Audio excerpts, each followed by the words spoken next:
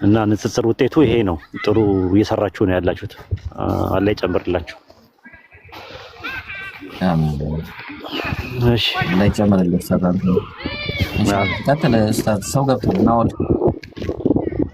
ናኦል ኦኬ። ናኦል ሰላም ብያለሁ። ሰላም እንዴት ናቸው? እንዴት ነህ? ሰላም ነው እግዚአብሔር ይመስገን ናቸው። ጥያቄ ሲጠየቅ ነበረና ጥያቄ ትመልሳለህ በባይብል? እሺ ሌት ምቻ ልሞክር። አዳምና ሔዋን ከገነት የተባረሩት ምን አድርገው ነው? ዲስኦቢዲየንስ አለመታዘዝ እኮ ምን አድርገው ነው? ያ ዲስኦቢዲየንሱ ምንድነው? አፕሉ የተባሉትን በልተው። ኦኬ ማስረጃ ስጠኝ። ዘፍጥረት ምዕራፍ 2 እና ምዕራፍ 3 ባይብል አጠገቤ የለም ግን አይኮን ብሪ ዘፍጥረት ምዕራፍ 2 እና ምዕራፍ 3 ይውጣል። ምዕራፍ 2 ቁጥር ስንት? ምዕራፍ 2 ላይ ትእዛዙ አለ መሰለኝ አትብሉ ከገነት ዛፍ እውነትና ምንድነው ራይት ሮንግ ከሚያሳውቀው ዛፍ አትብሉ፣ ከሔዋን ዛፍ አትብሉ፣ ከህይወት ዛፍም አትብሉ የሚል ቨርስ አለ። ምዕራፍ 2 ቁጥር ስንት እንደሆነ ረስቼዋለሁ። ኦኬ ካላስታወስከው እንዴት እንግባባለን? የቱ ጋር ነው ስፔሲፋይ አድርገህ? ምዕራፍ 2 አውጣውና እናየዋለን። ምዕራፍ 2 ሙሉን እናነበው ነው? ኖ ወደ ታች ስክሮል ታደርገዋለህ። ችግር የለም ስክሮል ታደርገዋለህ። ክፈተውና ስክሮል ታደርገዋለህ። ያው ከፍቶልሃል። ግን ስኪም ማድረግ እችላለሁ በፍጥነት ማለት ነው። ህጉን ነው ትእዛዙን የፈለከው አይደል? አዳምና ሔዋን ከገነት የተባረሩት በዚህ ምክንያት ነው የሚል በባይብል ላይ እስቲ አውጣና አሳየኝ። አሁን አንተ ያልከው ምንድነው? አዳምና ሔዋን ከገነት የተባረሩት ዲስኦቢዲየንስ ነው፣ ባለመታዘዛቸው በማመጻቸው ነው አልክ።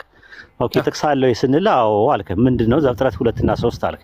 2 እና 3 ይከፈትልህና የትኛው ነው ረጅም ነው ራሱና የትኛው ምዕራፉን አውጥታል? ቁጥሩን ነው እኛ የፈለግነው። ሌት ሚ እስቲ መጽሐፍ ቅዱስ የለም ታስቲ አስቸኮልከኝ። ግን ይሻላል እንደዛ ይሻላል። ምክንያቱም ሙሉ መጽሐፍ ቅዱስ አንብቡት፣ ይሄው በቃ አንብቡት ምናምን ነገር የሚብል ነገር ያው እንትን ነው የሚሆነው፣ አድካሚ ነው የሚሆነው።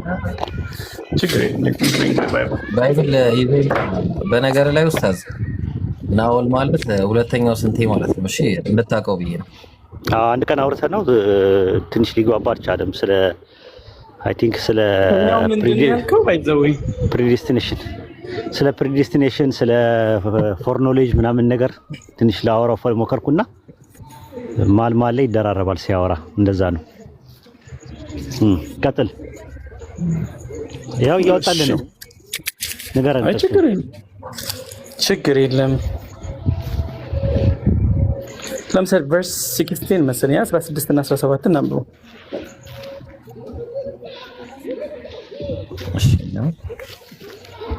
እግዚአብሔር አምላክም ሰውን እንዲህ ብሎ አዘዘው፣ ከገነት ዛፍ ሁሉ ትበላለህ፣ ነገር ግን መልካምና ክፉን ከሚያስታውቀው ዛፍ አትብላ፣ ከእርሱ በበላ ቀን ሞትን ትሞታለህና አለው። ከገነት ወጣለህ የሚል ነገር አለው። ከገነት ወጣለህ የሚል አለ እዚህ ጋር 17 ላይ ኖ ከገነት ወጣለህ አይደለም። ዋናው ሐሳቡ ከእግዚአብሔር ጋር በምትጣሉ ነው አይደል? ጥያቄው በቃ ማለት ጥያቄ መረዳት የመልስ ግማሽ ነው ይባላል። ምንድነው የጠየቁት ጥያቄ? ወይ በቃ ከዚህ ኤደንና ገነት ለምን ተባረሩ ነው በአጠቃላይ ጥያቄ አይደል? በቃ ይሄው ነው ጥያቄ።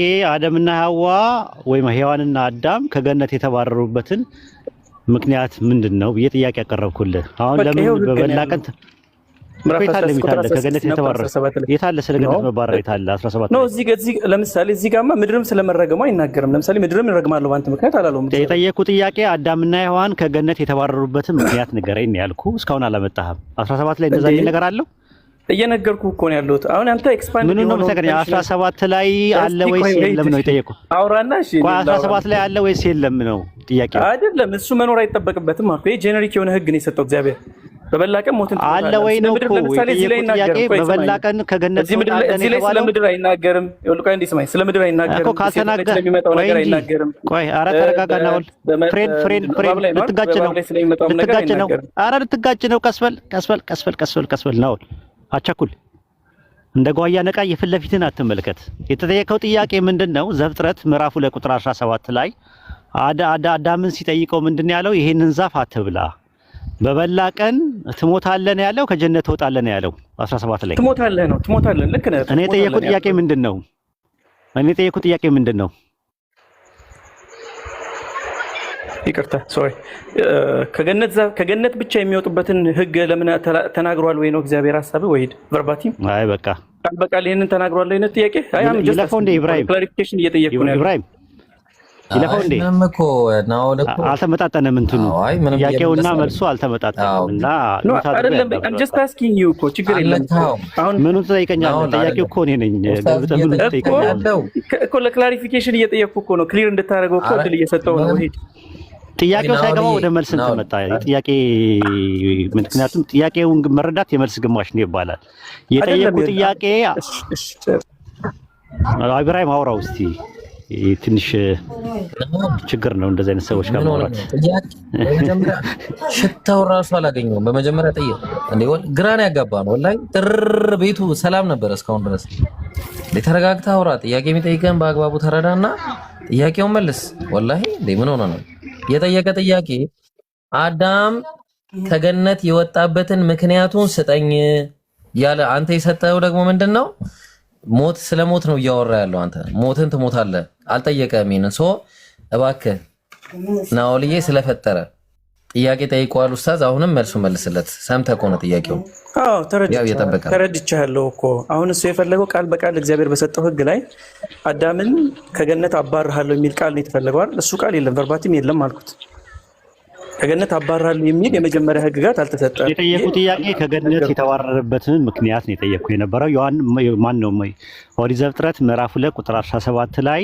በበላ ቀን ትሞታለህ ነው ያለው በበላው ቀን የሞተው ደግሞ ስፒሪቹዋል ዴዝ ነው ከአምላክ መለየት ነው እንጂ ከገነት መውጣት አይደለም ምክንያቱም አዳም 1000 ዓመት እንደኖረ ዘፍጥረት 5:3 ላይ ይናገራል ራሱ ማለት ነው ናኦልዬ ስለዚህ ነው የጠየቁት ጥያቄ አዳም ከገነት የወጣበት ምክንያት ምንድነው ብዙ ጊዜ ክርስቲያኖች አዳም ከገነት የተባረረው ዛፉን ስለበላ ነው የሚል ነው ከገነት የተባረረው ዛፉን ስለበላ ነው የሚል ነገር ማስረጃ ስጠኝ ነው ያልኩ የጠየቁ እንደዛ የሚል ነገር አለ ወይ ባይብል ላይ ኖ ኦኬ አሁን ተረዳው ሶ አንተ ሐሳብ ኤግዛክትሊ ኢሚዲየት ሪዝን ነው ያው እንግዲህ የተያያዘ ነገር ነው ከገነት መባረሩም ቢሆን ከሰራው ዲስኦቢዲየንስ ጋር የተገናኘ ነገር ነው ዞሮ አይደለም ኦኬ እኔ ነው ላለው እሺ ልጨርስና ከዛ ታስረዳኝ ማስረጃ ትሰጣለህ ኖ ዝም ብሎ አየር ላይ ያለ ነገርማ አይሆንማ አይ አንተም አየር ላይ ያለ ነገር እንዳታወራ እኔ ማስረጃ አለኝ እኮ እኔም ልስታ ማስረጃ ይሻል እኮ እኔማ ኔጌቲቭ እኮ ነኝ አንተ አፈርማቲቭ ነህ ጥቅስ ስጠኝ ነው ያልኩ እንጂ አንተ አውራኝ አይደለም ያልኩ ኧረ ያለው ለሊስት እኮ ነው ያልኩ ያለው ለምሳሌ ከዚሁ ይሄ የመጀመሪያው ህጉን አየን ቁጥር 16 እና 17 ላይ ምዕራፍ 2 ላይ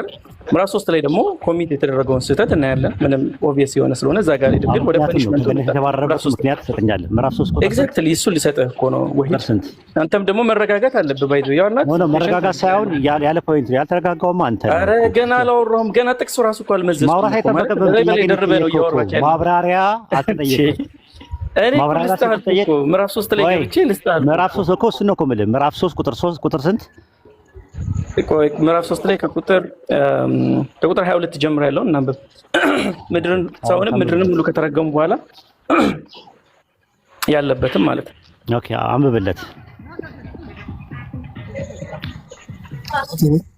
እግዚአብሔር አምላክም አለ እነሆ አዳም መልካምና ክፉን ለማወቅ ከኛ አንዳንዱ ሆነ አሁንም እጁን እንዳይዘረጋ እንዴ ደግሞ ከሕይወት ዛፍ ወስዶ እንዳይበላ እንዴ ለዘላለም ሕያው ሆኖ እንዳይኖር ስለዚህ እግዚአብሔር አምላክም ከኤደን ገነት አስወጣው ከገነት ያስወጣው ምንድነው ምክንያቱ ስለበላ ነው ኦቢዲስ ኦቤክ ስላደረገ እግዚአብሔር አይደለም በደንብ አንብብ ኧረ ወሂድ ጥቅሱ ምንድነው የሚለው ቆይ አንዴ ልጨርስልህ ቆይ አይደለም 22 ላይ አንብበው ያን ሁሉ መነሻው ምንድነው አይ ጥራዝ ነጠቃን ነውና አንድ ጥቅስ ላይ 22 ላይ ከገነት የወጣው አዳም ምን እንዳይበላ ነው ወይስ ስለበላ ነው የተናገረው በምን ምክንያት ነው ምዕራፍ ቁጥር 22 ላይ የተናገረው በምን ምክንያት ነው እግዚአብሔር ቆይ ተረጋጋ አንተም ተረጋጋ ቁጥር 22 እግዚአብሔር በእንደዛ መልኩ ከኔ ጋር አታወራም ገብቷል ማለት የጥራዝ ነጠቁ አሁን አንተ እኔን ብቻ ኮርነር ያርክ ምትቀጥለው 22 ላይ የተከስከው ጥቅስ ላይ ዛፉን ስለበላ ወጣ ነው የሚለው ዛፉን እንዳይበላ ነው የወጣው ዛፉን በመብላቱ እዚህ ጋር የደረሰበት ላይ ያለው ወይስ አይደለም ወይ ይሄ ነገር ከዛፉ ጋር የተገናኘ አይደለም ብለሃል አንተ አይደል ቆይ አይደለም ወይ አንተ ይሄ ነገር ከዛፉ ጋር የተገናኘ አይደለም ብለሃል አላልክም እኔ ከገነት የተባረረበትን ምክንያት አልተናገርኩም ቆይ አይደለም ይሄ ከዛፉ ጋር የተገናኘ አይደለም ብለኸኛል አላልከኝም አንተ ወሂድ ይሄ ከዛፉ ጋር የተገናኘ አይደለም ብለኸኛል አላልከኝ? ቆይ አንተ ራስህ አላልኩም። እንደዛ አይደለም ያልኩህ። ኧረ በስመ አብ ይኸው ህዝብ እንግዲህ እየሰማ ነው። ቁጥር 22 ከዛፉ ጋር የተገናኘ አይደለም ብለኸኝ ነው ይኸውላ ነገር አዳምጥ። እኔ ስለሱ አላወራሁም። አንተ ነህ ጥቅሱን 22 ላይ ያነበብከውን ጥቅስ አዳምጥ መጀመሪያ። እኔ ያልኩህ ምንድነው ዘፍጥረት 2:18-17 ላይ በበላ ቀን ትሞታለህ አለው እንጂ ከጀነት ትባረራለህ አላለውም። አንተ ከገነት የተባረረው ዛፉን በልቶ ነው አልክ አሁን ላይ። እኔ ደግሞ ዛፉን በልቶ ሳይሆን ዛፉን እንዳይበላ ነው የተባረረው አልኩ። አረ ተስማምሽ ሰምታችሁላችሁ።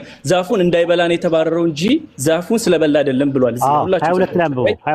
ቆይ ኖ ችግር የለም። ቆይ ናውል አረ ቆይ እንዴ ነሽ ላውራሽ አንዴ ወሂድ እኔ 22 ላይ አንብበውና 22 ላይ እንዳይበላ የተባለው የትኛውን ዛፍ ነው እኮ? እሱ ነው እኮ የምልህ እኮ ዛፉን ስለበላ ነው አይልማ የተባረረው። የትኛው ዛፍ ነው እሱ? የትኛው ዛፍ ነው? የህይወትን ዛፍ እንዳይበላ የተባለው። የህይወትን ዛፍ እንዳይበላ ነው የተባረረው። በጣም ጥሩ። ምዕራፍ 2 ቁጥር 16 ላይ እንዳይበላ የተባለው የትኛው ዛፍ ነው? ዛፉን ስለበላ ተባረረ የሚል ማስረጃ ስጠኝ ነው ያልኩህ። አረ ቆይ ነው ያው አሁን እኮ ለአንተ ሁለት ነገር ቀባጠርክ እኮ ወሂድ። እዚህ አም ሶሪ ቀባጠርክ የሚለው እንግዲህ ያው ዲሲፕሊን ያው ከይቅርታ ጋር ወይም ደግሞ አወራህ ለማለት ፈልጌ ከይቅርታ ጋር ብያለሁ። አም ሶሪ ባሪ ተገለጠ። እሺ አም ሶሪ አፖሎ ይቅርታ ጠይቃለሁ ስለተናገርኩት። አንድ ድል እንስጠው። ቆይ ኢብራሂም ይግባ። ያው ተናደዋል። ናግባ። እሺ ይግባ። ናግባ። this is the problem እኮ በቃ ናግባ ነው። ሁለተኛ እንዳይለመድ እሺ። ግን ይቅርታ የምትቀባጥረው የሚለውን ቃል መጠቀም አልነበረብኝም። ይቅርታ የያዘ እኮ አጋንንቱ እኮ ነው። አጋንንቱ ነው እንደዛ የሚያደርጋችሁ። እና ቴንክ ዩ ቬሪ ማች። እስቲ አንተ ታስወጣልኛለህ እሱ ነው ሄድና ያለ። አሁን በቃ አሁን ማተረጋጋ። አሁን ምን ብለሃል? ቁጥር 22 ላይ መሰለህ ራስህ አተረጋጋም ወይ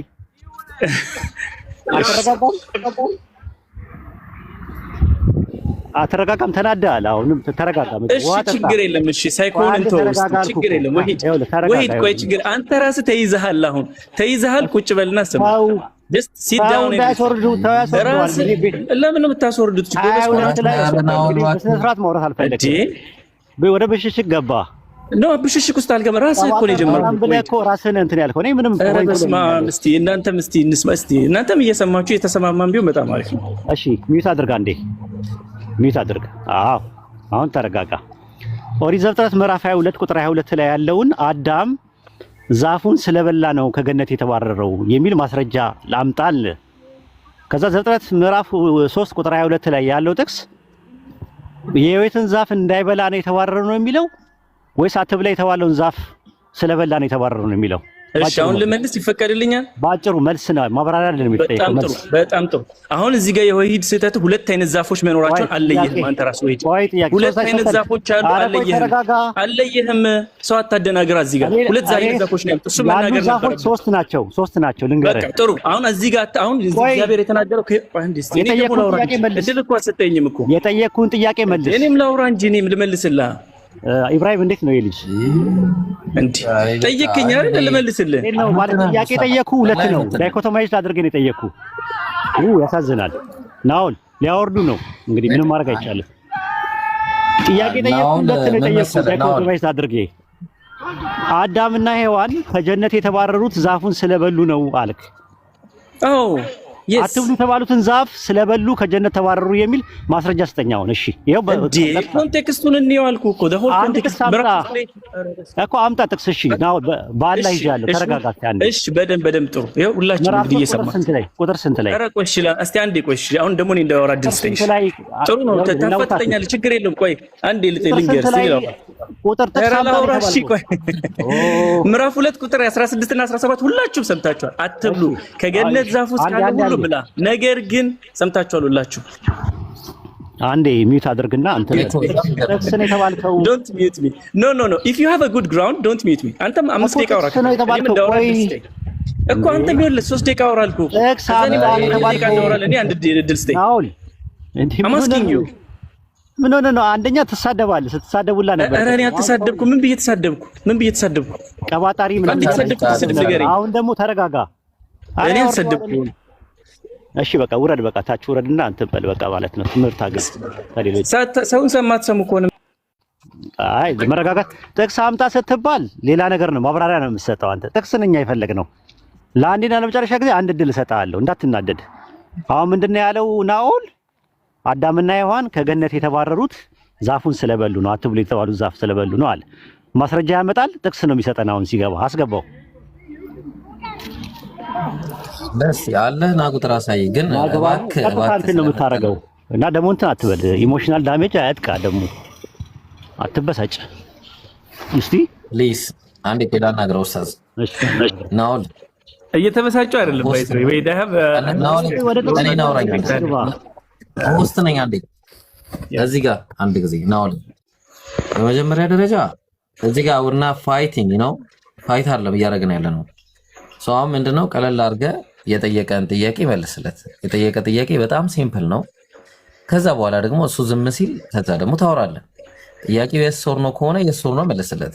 there is no yes ሰው እንደዛ አይነት ጥያቄ ማለት ዳም ኧረ ቢስሚላህ እንኳን አስገቡትና ጥቅስ ነው የተፈለገው።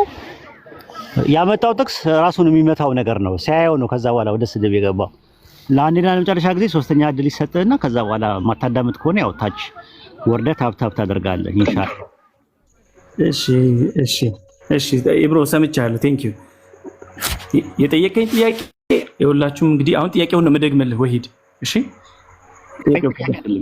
አይደለም ጥያቄውን መረዳቴ ራሱ እንድታውቀው ነው እንጂ ያልተረዳው ኋላ ላይ ያልተረዳኸኝም እንዳትለኝ ማለት ነው። አዳምና ሔዋን ከገነት የተባረሩት አትብሉ የተባሉትበትን ዛፍ ስለበሉ ነው አልክ። ማስረጃ አምጣ ስትልህ ጥቅስ ነው የፈለገው። ጥቅሱን ታወጣለህ። ዘፍጥረት 3 አልክ። ቁጥር ስንት እሱ ያወጣልህ እና እንየው። እሺ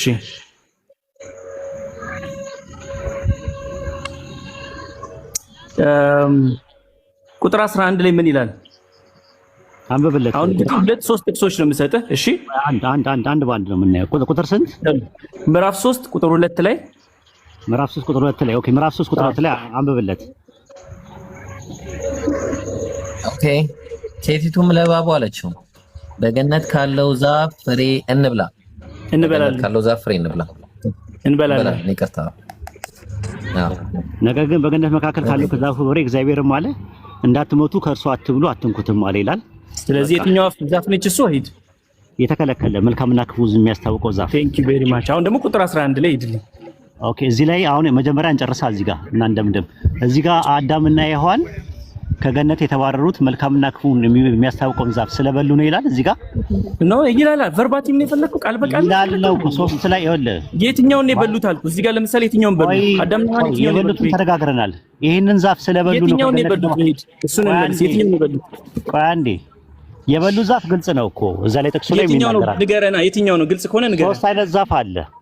እሺ የትኛውን በሉ እነሱ? ቆይ አንዴ ተረጋጋ እንጂ ናውልዬ። እኔ በጣም እኮ የምታገስህ ቢያንስ ኦዲየንስን አክብሬ ነው እንጂ እንደተሳደብከው ከሆነ እኮ ቀደም ነበር የምትወጣው የነበረው። አሁንም እድል የምሰጥህ እውነታውን ሰዎች እንዲያውቁ ስለምፈልግ ነው። 3 ዛፎች አሉ። አንደኛ ብሉ የተባሉ ዛፍ አለ። ሁለተኛ መልካምና ክፉን የሚያስታውቀው ዛፍ አለ። ሶስተኛው እና የመጨረሻው ደግሞ የሕይወት ዛፍ አለ። እዚህ ላይ ችግር አለ? ገጠሩ ነው የተስማማነው። ስለዚህ የትኛውን ነው የበሉት? ዘፍጥረት 3 ላይ አዳምና ሔዋን መልካምና ክፉን የሚያስታውቀውን ዛፍ ሲበሉ ከገነት ይወጣሉ የሚል ነገር አለ ወይ? ቆይ አንዴ እሱ ጋር እመጣለሁ። በስቴፕ ዋይዝ እየመጣሁልን ያለሁት አንዴ እመጣለሁ እሱ ጋር። አሁን ግን እንድናቅ የፈለኩት አዳምና ሔዋን የበሉት አትብሉ የተባሉት መልካምና ክፉ የሚያሳየው እንደሆነ አይተናል። አዎ እሱን የበሉት። አዎ ቁጥር 2 ላይ የበሉት ደግሞ ክፉና መልካም የሚያሳየውን አይተናል። ቁጥር 11 ላይ እግዚአብሔር የትኛው ነው በላች ለምን በላህ ያለው የትኛው ነው? ቆይ ናውልዬ 3 ላይ እንጨርስና 11 ላይ ደግሞ እንሄዳለን። 3 ላይ መልካምና ክፉን የሚያስታውቀውን ዛፍ ስትበሉ ከጀነት ወጣላችሁ የሚል ነገር አለ ወይስ የለውም ነው? ስንጨርስልኝ እግዚአብሔር አትሙቱ ነው አለ ወይስ የለውም? ኧረ ቀላል ነገር ነው የጠየቅኩ። አለ ወይስ የለም? የለም። እሺ የለም። እሺ ቃል በቃል ቨርባቲም ነው የፈለከው። ቃል በቃል የለም። እሺ ያ ጀማ ቃል በቃል የለም። ችግር የለም። ምንም በኃይለ ቃልም አውጥተህ በሐሳብም ደረጃ የለም። 3 ላይ ችግር የለም። ቃል በቃል የለም። እሺ ከፈለክ 3 ላይ ቃል በቃል አይደለም ራሱ ኤግዛክት ወርድ ፋላሲ አይደለም እየተጠቀምክ ያለው በሐሳብ ደረጃ ኦሪት ዘፍጥረት ይቅርታ አድርግልኝና ቨርባቲም ማለት እየፈለክ ያለው ቃል በቃል ነው። በሐሳብም ደረጃ ከገነት የተባረሩት አትብሉ የተባሉትን ዛፍ ነው የሚል ዘፍጥረት 3 ላይ አሁን ያነበብነው ጥቅስ ላይ አለ ወይስ የለም? የስ ኦር ኖ ንገረኝ። ኖ እሺ የለም። እንቀጥል። እንግዲህ ይሄ ነው። አሁን 11 ላይ ግባ። እሺ 11 ላይ ግባ። ኦኬ እዚህ ላይ 11 ላይ ምን ይላል? እግዚአብሔርም አለው ራቁቴን። ቁጥር ስንት ነው የፈለከው? 11 ላይ 11 ላይ ቀጥል። እግዚአብሔርም አለው ራቁትን እንደሆንክ ማን ነገረ? ከእርሱ እንዳትበላ ካዘዝኩ ዛፍ በውኑ በላህን አለው። 11 ላይ አለ እዚህ ላይ አሁን ከገነት የተባረረ አረባይንም ደግሞ ልቀጥል። እንዳትበላ የተባለ የትኛውን ዛፍ ነበረ ወሂድ? መልካምና ክፉን የሚያስታውቀው ዛፍ። ስለዚህ ከየትኛው ነው የበላው አዳም? መልካምና ክፉን ከሚያስታውቀው ዛፍ።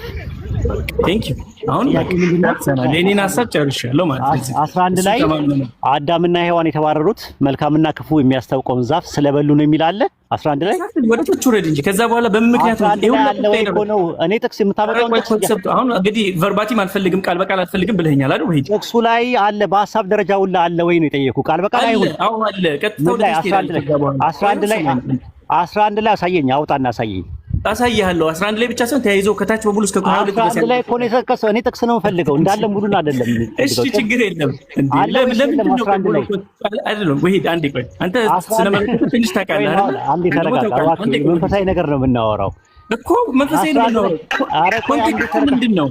አትደራረብ። ይኸውልህ ኦቨርላፕ የሚባል ነገር ይፈጠራል። አትደራረብ። እሺ ተረጋጋ። እስኪ ኩል ዳውን ትንሽ ተረጋጋ።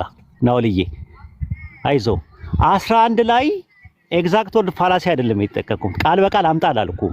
በሐሳብ ደረጃ አዳምና ሔዋን ከገነት የተባረሩት መልካምና ክፉን የሚያስታውቀውን ዛፍ ስለበሉ ነው የሚል 11 ላይ አለ ወይስ የለም? የሶር ነው ኖ በዛ ቦታ ኤግዛክትሊ እዛች ጋር ነው የምትለው፣ ግን አታገኝ። ግን ደግሞ ኮንቴክስቱን ማየት አለበት። አለ ወይስ የለም ነው 11 ላይ የተጠቀሰው ጥቅስ ላይ። ኧረ ቆይ አይደለም ቆይ ወሂድ ለምንድን ነው ኮንቴክስቱን የተወው? እሺ እንዳወራ ፈቀድልኛ። 11 ላይ አለ ወይስ የለም? ሞኖሎግ አደረኩ ብቻህን እያወራን ያለው እኔም እንዳወራ ፈቀድልኝ። 11 ላይ አለ ወይስ የለም? እሱ አይደል ሞኖሎግ አታርገው። አንተም ብቻህን አታወራ፣ እኔም ደግሞ ስማኝ።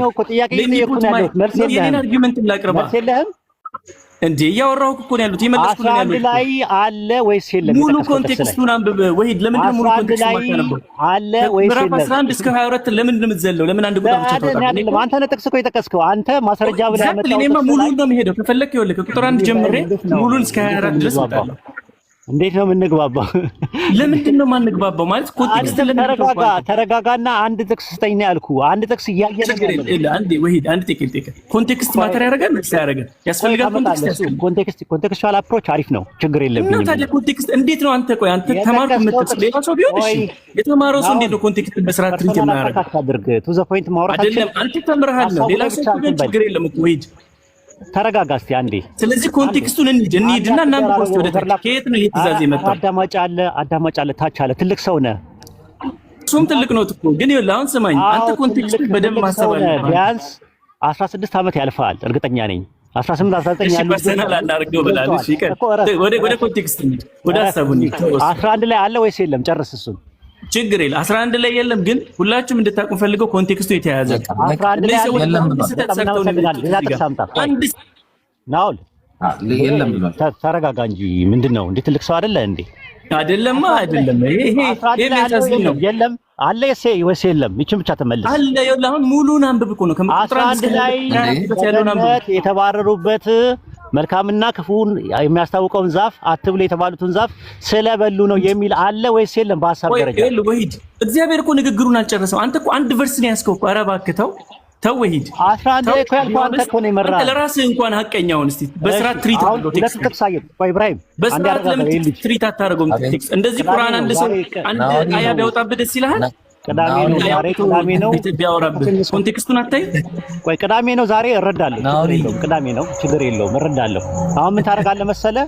ሶስተኛ ጥቅስ ትሰጣለህ። አንዴ ለመጨረሻ ጊዜ ማለት ነው። ኢብራሂም ስጠው እና ሶስተኛ ጥቅስ ያውጣ። ቢስሚላህ ራህማን ራሂም አለ እኮ ኡስታዝ። አሁን እኮ የለም ብሎ ሄዷል። ደግሞ ተመለስ። አሁን የለም ብሎ ድጋሚ ደግሞ አለ እንደገና የለም። እንዴት እንደሆነ አይገባኝም። እሱን ነው የምልህ። 3 ላይ አየን የለም፣ 3:11 ላይ አለን የለም። አሁን ደግሞ ሌላ ጥቅስም ካለ ይስጠን። ኮንቴክስት እያለ እንትን መጥቻለሁ። ስልክ ገብቶብኝ ነው ይቅርታ። እሺ ወሂድ አንድ ጥያቄ ግን አለኝ ለአንተ። አንድ ጥያቄ ብቻ ጥቅስ ነው የምንፈልገው። መጀመሪያ እኮ አንድ ጥያቄ ብቻ ልጠይቅ። አሁን እንግዲህ መጀመሪያ እንጨርስና ስለዚህ አንተ ጥያቄ ጠይቀኝ። ናውልዬ አንዴ ተረጋጋ እኮ። እሺ አንድ ጥያቄ ብቻ ነው የምጠይቀህ። ጀስት ዋን ኩዌስችን አላው ሚ ቱ አስክ ዩ ዋን ኩዌስችን። ወደ ሌላ ነገር ንቅንቅ የለም።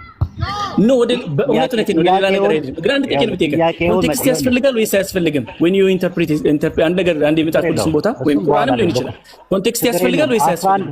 ኖ የጠየቀው ጥያቄ ጥቅስ አምጣን የተባልከው። ኧረ ቆይ አንዴ ስማኝ በእናትሽ። አንዴ እኔ የምጠይቀው ያለ ኮንቴክስት እንዴት ነው አንድን ነገር የምታብራራው? ይሄ ልጅ በጣም ተናዷል ነው። ችግር የለም እኔ እሺ ቆይ አንዴ አይደለም አንዴ ቆይ አንዴ እናንተ ራሳችሁ አንዴ እስቲ እንግዲህ ሁላ ተሰብስባችሁ ነው ያላችሁት አይደል? እንዴት ኮንቴክስት እንዲነበብ ፈቃደኛ አትሆኑም? 11 ላይ ያልከው አንተ ነው። ጥቅስ አምጣን የተባለው አለ ኮንቴክስቱ ይነበብ። ቁጥር ስንት ላይ በልና ኮንቴክስት አንብባል። ቁጥር ስንት ላይ አውጣልን ስፔስ ባይ በደንብ ስማ። ውሂድ ይኸውልህ አሁን ለመማር ነው ፍላጎት ላስተምር ችግር የለም። ፎር ሪል ኢብራሂም ይኸውልህ ፎር ሪል because you guys don't even know ለምንድን ነው ኮንቴክስቱን የፈራችሁት? ኢብራሂም አትናደድ፣ አትበሳጭ። ዛሬ ቅዳሜ ነው። ችግር የለም ግን ለምንድን ነው ኮንቴክስት የፈራችሁት? መጽሐፍ ቅዱስ እንዳይነበብ የፈለጋችሁት ለምንድን ነው? ከሰኞ እስከ ዓርብ አይደለም። አንደርስታንድ እናደርጋለን። ቅዳሜ ቀን ነው። ችግር የለም ግን አይ እንግዲህ በዛ በጣም አይደለም። አንድ ጊዜ ኢብራሂም መጨረሻ አንድ ሰውና ካለ ይስጥና ማች ዩር ኢነርጂ ባይ ዘ ኢነርጂያችሁ ማች ማድረግ ይችላልውና ግን እስቲ ካልሙኑና እንደ እናንተ በኮንቴክስቱ ይነበብ። ኢብራሂም እባክህ ጥቅስ አምጣ። እስቲ አንዴ ብቻ ተረጋጉና ጥቅሱን እናምጣው። እኔ ያልኩት ሁላችሁ አድማጮች መጽሐፍ ቅዱስ ይነበብ ነው። አረ ለአላህ ብለህ ቆይ አንዴ። አረ እባክህ ስንቱን እንቻል? ድምፅህን እንቻል ወይስ ጥቅስ አለማምጣትህን እንቻል? ለአላህ ብለህ የተጠየቀው ጥቅስ ነው። ጥቅሱን አምጣ በቃ። ምንም ግርግር አያስፈልገውም። በቃ ቶ አረ እኔ ይኸውልህ ፓሴጅ ሰጠው እኮ ጥቅስ አይደለም። ፓሴጅ ሰጠው አንድ ጥቅስ አይደለም ሰጠው። ጥቅስ ያመጣው ኡስታዝ ነው። አንዴ ይቅርታ፣ በቃ መጀመሪያ የሚፈራችሁት ለካችን ነበር። አረ ቆይ፣ አረ እባክህ ተው። ይሄን ጥቅስ ያመጣው ኡስታዝ ነው። አንተ ነህ መጀመሪያ ማን ይኸውልህ አትበለኝ ግን እስቲ አንድ ጥቅስ ማምጣት ከቻለ ያምጣ። ያው ኦዲየንሱ ስለምናከብር ያው ለኦዲየንስ ስንል ማለት ነው። እና ናውል መተህ አንድ ጥቅስ ደግሞ ትሰጠናለህ ተጨማሪ። ዘፍጥረት 3:3 ላይ ያልክ እዛ ላይ የለም። ዘፍጥረት 2:17 ላይ ያልክ የለም። ዘፍጥረት 3:11 ላይ ያልክ የለም። አሁን ደግሞ ሌላ አንድ የመጨረሻ ጥቅስ ስጠንና ከዛ ደግሞ አዳም ከገነት የተባረረው ከምን አንጻር እንደሆነ እኛ እንናገራለን ማለት ነው። እንደ መጽሐፉ ማለት ነው። አዳም ዛፍ አትብላ የተባለውን ዛፍ ስለበላ ነው የሚል ባይብል ላይ የለም፣ አታገኝም። ከኦሪት ዘፍጥረት እስከ ራዕየ ዮሐንስ ድረስ እሱ ነው ፖይንታችን የነበረው የተነሳንበት። ግባ ተመለስ።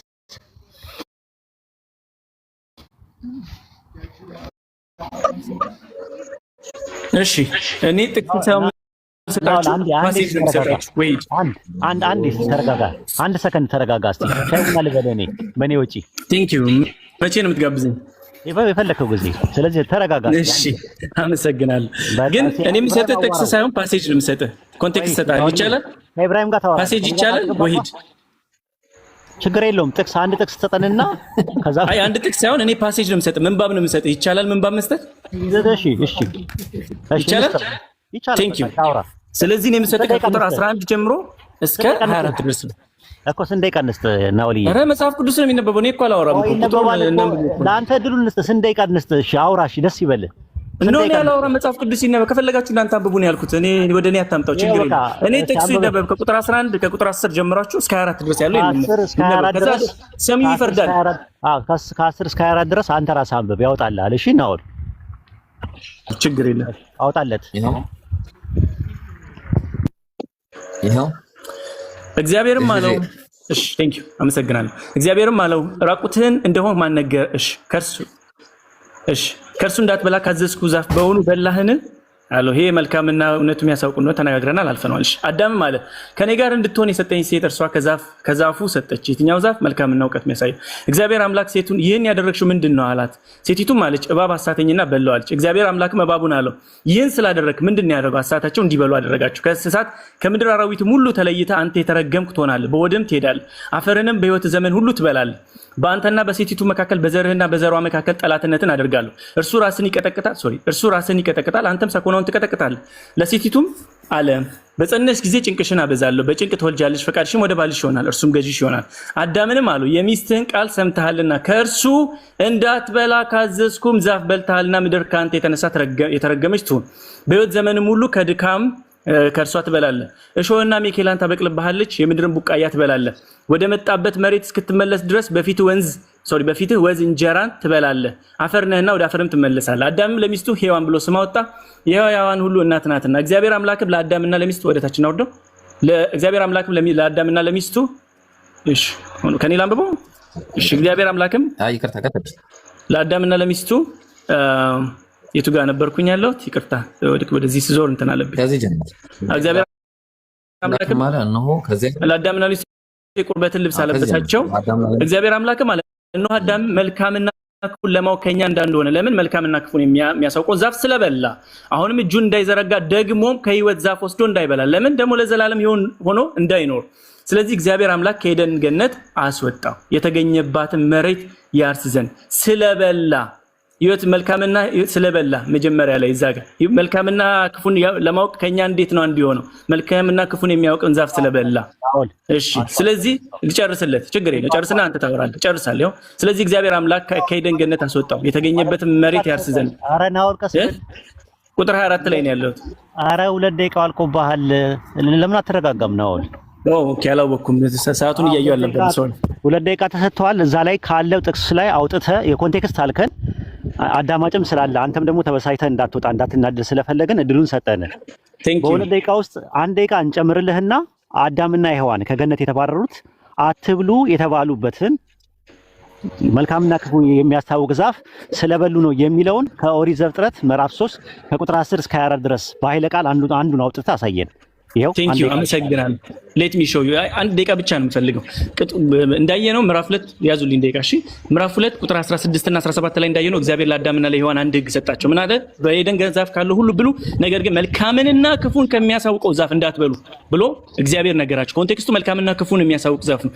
መልካምና ክፉን የሚያሳውቅ ዛፍ ደግሞ እንደ እግዚአብሔር እንደሚያደርጋቸው ደግሞ ቁጥር 2 እና ቁጥር 3 ላይ ታያላችሁ የራሱ ከሰይጣን ሞትን አትሞቱም ከርሷ በላችሁ ቀን አይኖቻችሁ እንዲከፈቱ እንደ እግዚአብሔር መልካምና ክፉን እንድታውቁ ብሎ ሰይጣን ራሱ ኮንፊርም ያደርግላቸው ለባቡ ራሱ ኮንፊርም ያደርግላችሁ ስለዚህ ያን ዛፍ የበላ ሰው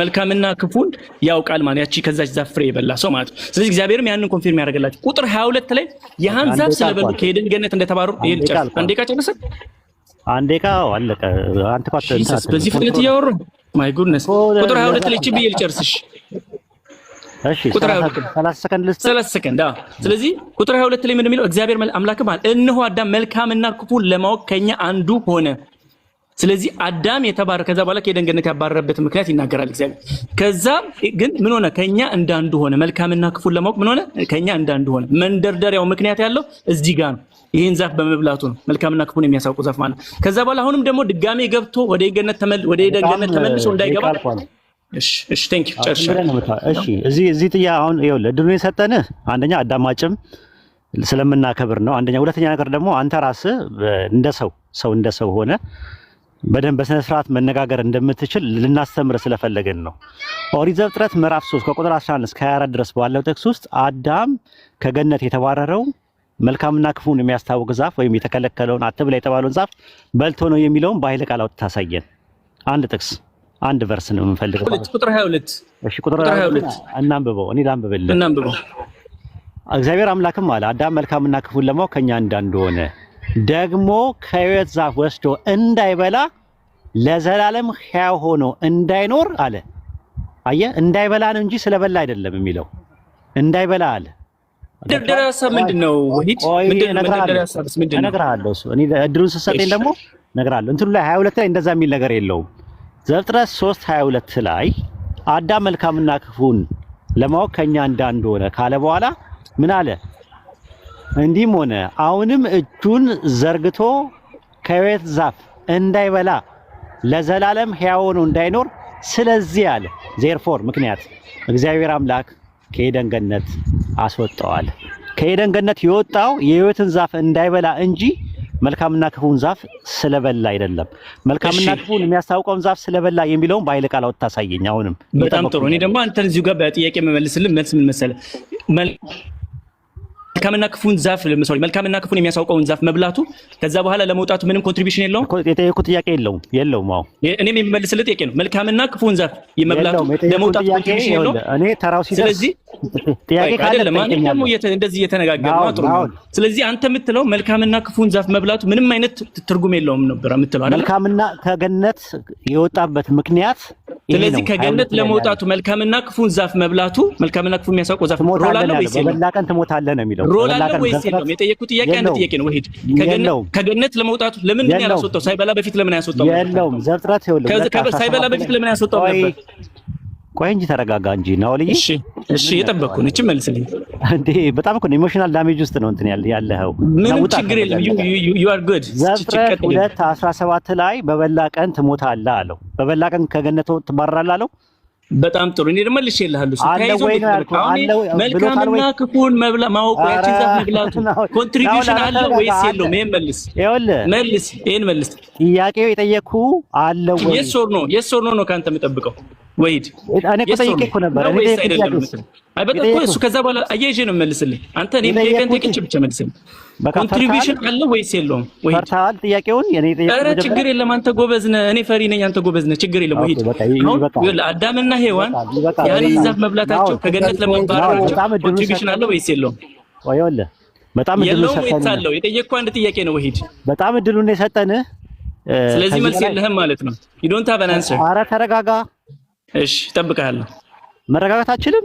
ፈሪ ነኝ እኮ አለ እኮ ኡስታዝ። በቃ ፈሪ ነኝ አለ። ከፈራ ደግሞ ይማር ቁጭ ብሎ ይታረቁ። በቃ እንትን ምክንያቱም እኔ የፈለኩት ጥያቄ ምንድነው አዳምና ሔዋን ከገነት የተባረሩበትን ምክንያት ነው። ምክንያቱም አዳምና ሔዋን ከገነት ሲባረሩ ኡስታዝ ቆይ እንጂ ማለት እንዴ የተደራረብክ እያወራ ማለት በጣም ነው የታገስን የምር ለመናገር ማለት ነውና ምንድነው ያለ ኦሪት ዘፍጥረት 2:17 ላይ አዳም መልካምና ክፉ የሚያስታውቀውን ዛፍ ሲበላ በበላ ቀን ትሞታለህ ነው ያለው። ከገነት ትወጣለህ የሚል ነገር የለውም። አንድ ያዘልኝ። ሁለተኛ ነገር ደግሞ አዳምና ሔዋን ከገነት ይገርመኛል። እኔ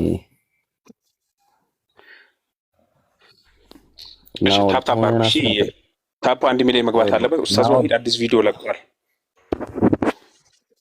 ለጆሮአችን አስብ አንድ ጊዜ ከይቅርታ ጋር ይቅርታ ቲክቶክ ያለ መሰለኝ። እሱን ይቅርታ ጠይቃለሁ። ያ ኦፍ ኮርስ አሁን ምንድነው መሰለህ የምናደርገው ቀላል ነገር ማለት ነው። እግዚአብሔር ለዘላለም ሕያው ሆኖ እንዳይኖር ደግሞም ደግሞም ከሕይወት ዛፍ ወስዶ እንዳይበላ ግን ኡስታዝ ሄደን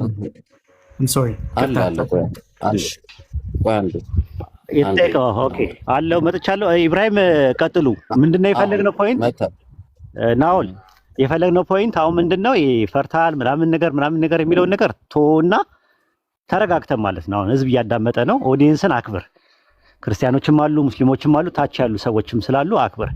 አዳምና ሔዋን ከገነት የተባረሩት ዛፉን ስለበሉ ነው ብለሃል። የትኛውን ዛፍ? መልካምና ክፉን የሚያስታውቀውን ዛፍ። በኃይለ ቃል መልካምና ክፉን የሚያስታውቀውን ዛፍ ስለበሉ ከገነት ወጡ የሚል ጥቅስ ማስረጃ ታመጣለህ ማለት ነው። ይሄው ጥቅስ ነው የምታመጣው። አንድ ጥቅስ ነው የምታመጣው እዛው ላይ እንዴ። ለምን ወንጂ ዳራተው ለራስ ይሄ ኮንፊርም አንተ ራስ የምታረገው ነገር ኢብራሂም አየው እንዴት ነው ከዚህ ጋር የምትግባባው? ምንም በቃ ጥቅስ አምጣ ሲባል አየር ላይ ነው የሚያወራው እና እንዴ ለምን እኔ እስካሁን መጽሐፍ ቅዱስ እያነበብኩ ነው ያለሁት። አየር ላይ አላወራሁም። እንደው ቃሉን ነው ያነበብኩት። የትኛው ባይል የሚያነብሰው ደግሞ ያውቃል በምን ምክንያት እንደተባረሩ ያውቃል።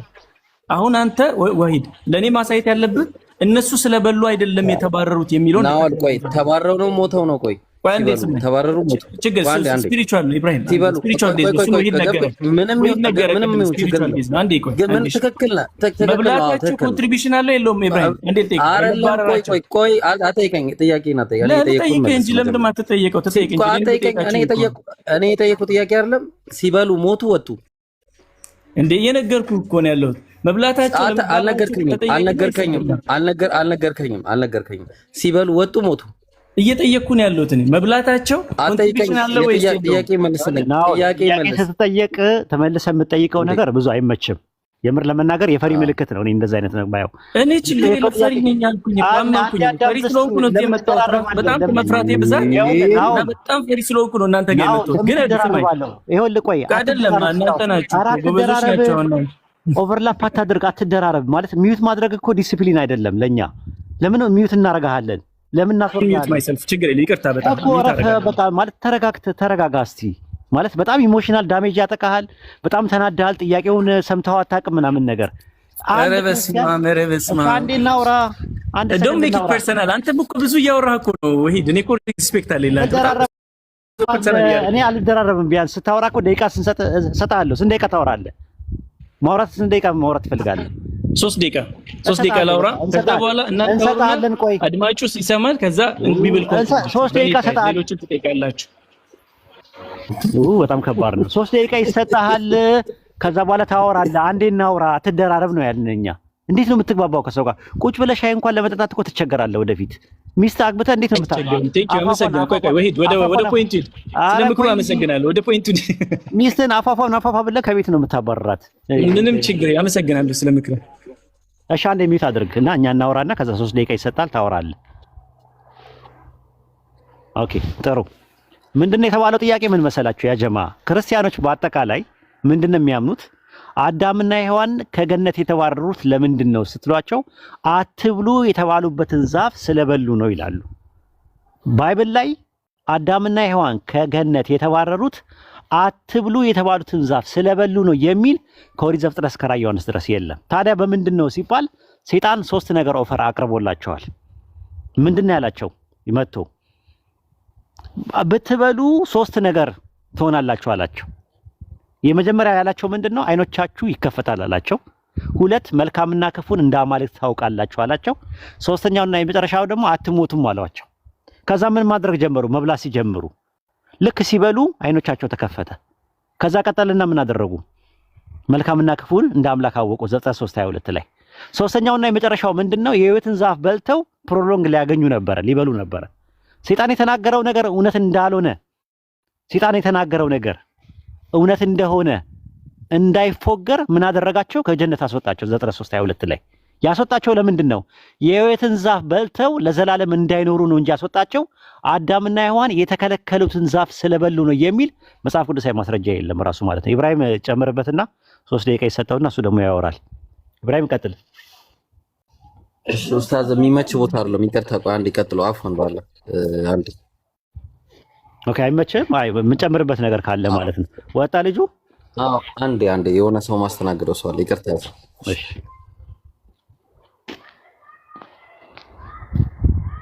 ልጁ ወጣ።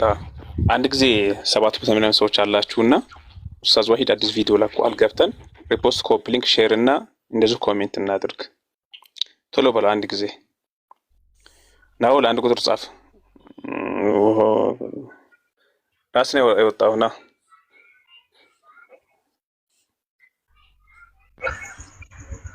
እኔ ራሴ ያልወጣውም ከይቅርታ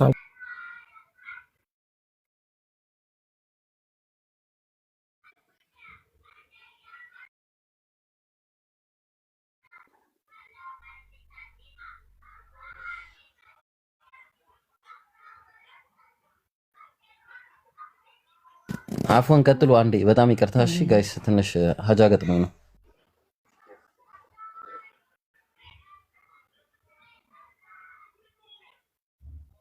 ማን ነው የሚያስወርደው? ኧረ ተው በቃ ይሄንን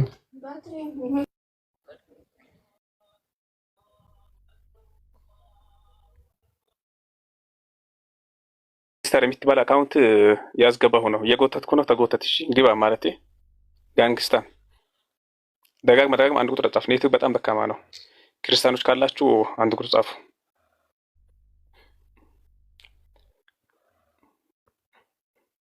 ክርስቲያኖች ካላችሁ አንድ ቁጥር ጻፉ።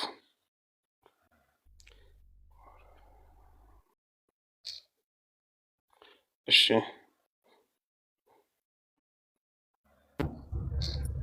እሺ ሰላም። እሺ ሰላም ቢያለሁ። እንዴት ነሽ? አለ ማስረጃ ብሎ ነው። ኦኬ አዳምና ሔዋን ከገነት የተባረሩት ዛፉን ስለበሉ ነው የሚል ጥቅስ አለ። ያው እንደዛ ወርድ ባይልም ግን እሺ ለእንትን ራዕይ 22:14 ላይ የሚከፍት ሰው አለ። በዛ እንደመሆኑን የሚያሳይ ጥቅስ አለ። እሱን ማየት እንችላለን። አውጣላት አንድ ሰው አውጪ ራስሽ። እኔ ውጭ ነኝ መኪና ውስጥ። ኦኬ 22:14 ላይ የሚያወጣላት ሰው አለ። የሚያወጣላት ሰው አሜን። የዛፍ ፍሬ የሚበላ የተባረከ ነው ይላል። ያው ቃሉ ይሄን የሚለው ግን የጠየቅሽ ጥያቄ አዳምና ሔዋን ከገነት የተባረሩት አትብሉ የተባሉትን ዛፍ ስለበሉ ነው የሚል ማስረጃ አለ ወይ ነው? አዎ እኮ ሰው እናስረዳ አይደለ? ቆይ 22 የመጣበት ምክንያት አለ። አዎ ምክንያት አለ። ለምንድን ነው ከዛ የዛፍ ፍሬ የሚበላ የተባረከ ነው? የተጠየቀው ጥያቄ አዳምና ሔዋን ከገነት የተባረሩት መልካምና ክፉን ከሚያስታውቀው ዛፍ ስለበሉ ነው የሚል ራዕይ 22:14 ላይ አለ ወይስ የለም? እኮ ቃል በቃል እንደዛ ላይኖር ይችላል። በሐሳብም ደረጃ አለ። እናስረዳው በሐሳብ ደረጃ አለ። በሐሳብ ደረጃ አውጣላት ጃክ አንድ ጊዜ አውጣላት። እሺ ስለዚህ ያው የማይበሉትም ሰዎች ስላሉ አውጡ። ጥቅሱን አንብቢው 22:14 ምን ይላል? ሐሳቡን ንገሪኝ። እሺ ያው ቃል በቃል ባልለው ምንድነው የሚለው? የተባረኩ ናቸው ከዛ ከሕይወት ዛፍ ሊበሉ የሚበሉት ይላል። ማለት ሁሉ ሰው እንደማይበላ ይናገራል። አዎ ከገነት ስለመባር ኦኬ የተባረኩት ናቸው ይላል። የሕይወትን ዛፍ የሚበሉት አዳምና ሔዋን የተባረኩ ናቸው ነው። የተባረኩ ናቸው። ጥሩ። ስለዚህ አሁን ምንድነው ፖይንቱ? አዳምና ሔዋን ከገነት የተባረሩት መልካምና ክፉን ከሚያስታውቀው ዛፍ ስለበሉ ነው የሚለው በኃይለ ቃል አውጥተሽ አሳየኝ። ራዕይ 22:14 ላይ የትኛው ኃይለ ቃል ነው እንደዛ የሚለው? ኃይለ ቃል ባይኖር አስረዳው ምን ማለት እንደፈለገ ራዕይ 22:14 ላይ አታስቂኝ በእውነት ልናገሯ። ለምንድን ነው እንደዛ ያለው የሚለውን ነገር ስንረዳ ነው ማለት የሚገባን። ምን ማለት ነው? ወይ በኃይለ ቃል አውጥተሽ አሳይ እኮ ነው የተባልሽው። የዛፍስ አይደለም የጠየቅሽው።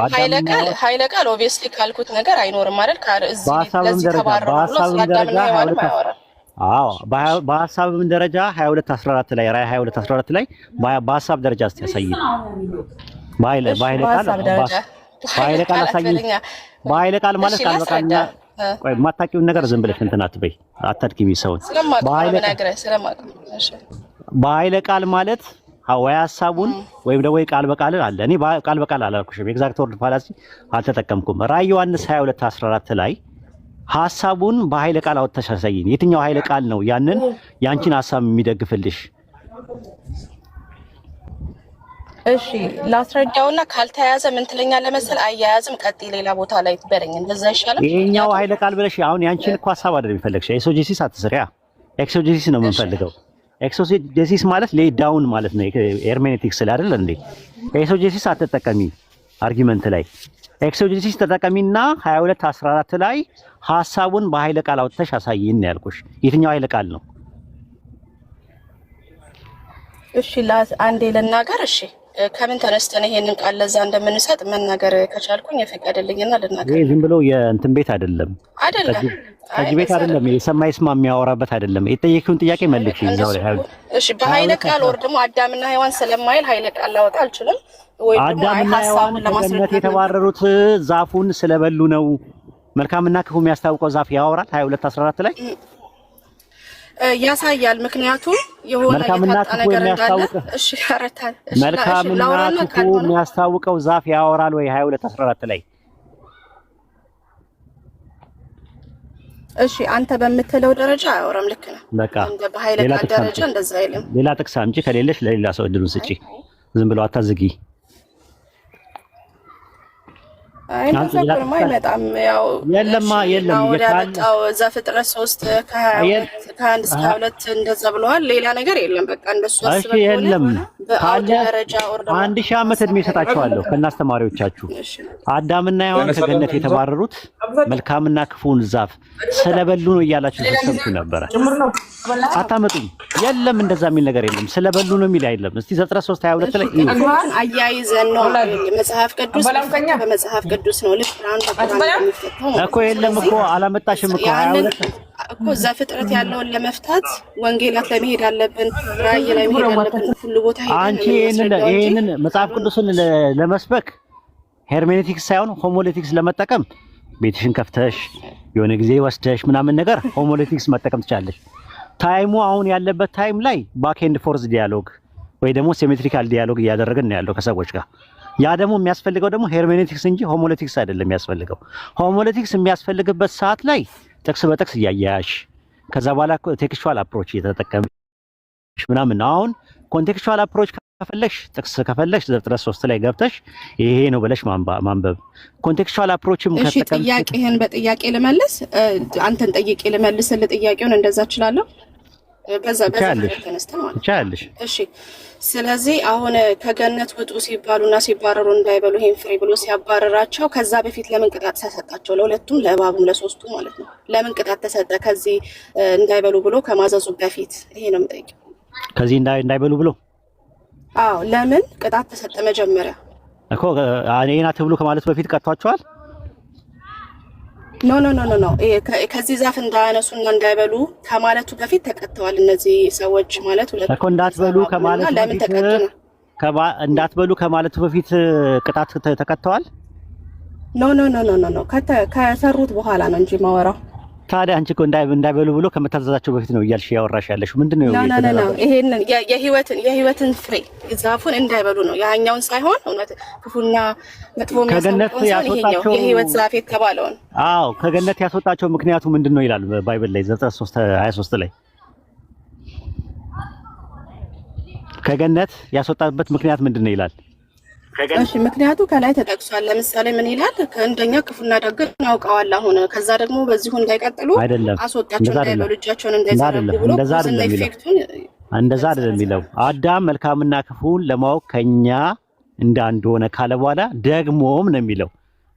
ለምን ትጨምሪያለሽ አንቺ? የራሴ ኤሶጂሲስ አትጠቀሙ ብላችሁ ለዛ ነው። ሆሞሎቲክስ መጠቀም ከፈለጋችሁ ለብቻው ራሱ ማለት ትችላላችሁ። ጥቅሱ የሚለው ደግሞም ነው የሚለው። አጌን ድጋሚ አለ። መጀመሪያ በልተዋል። አይሽ መጀመሪያ የበሉት ዛፍ አለ። ደግሞም አለ የህይወትን ዛፍ በልተው ከዛ በኋላ ደግሞ የህይወትን ዛፍ የመልካምና ክፉ የሚያስታውቀውን ዛፍ ከበሉ በኋላ ቀጥለው ደግሞ በቀጣይ ደግሞ የህይወትን ዛፍ ሊበሉ ሲሉ እንዳይበሉ ምን አደረጋቸው? ከጀነት ምን አላቸው? አስወጣቸው ነው የሚለው ራሱ። ለዘላለም በልተው ለዘላለም እንዳይኖሩ ከገነት አስወጣቸዋል። አዳምና ሔዋን ከገነት የወጡት መልካምና ክፉ የሚያስታውቀውን ዛፍ ስለበሉ ሳይሆን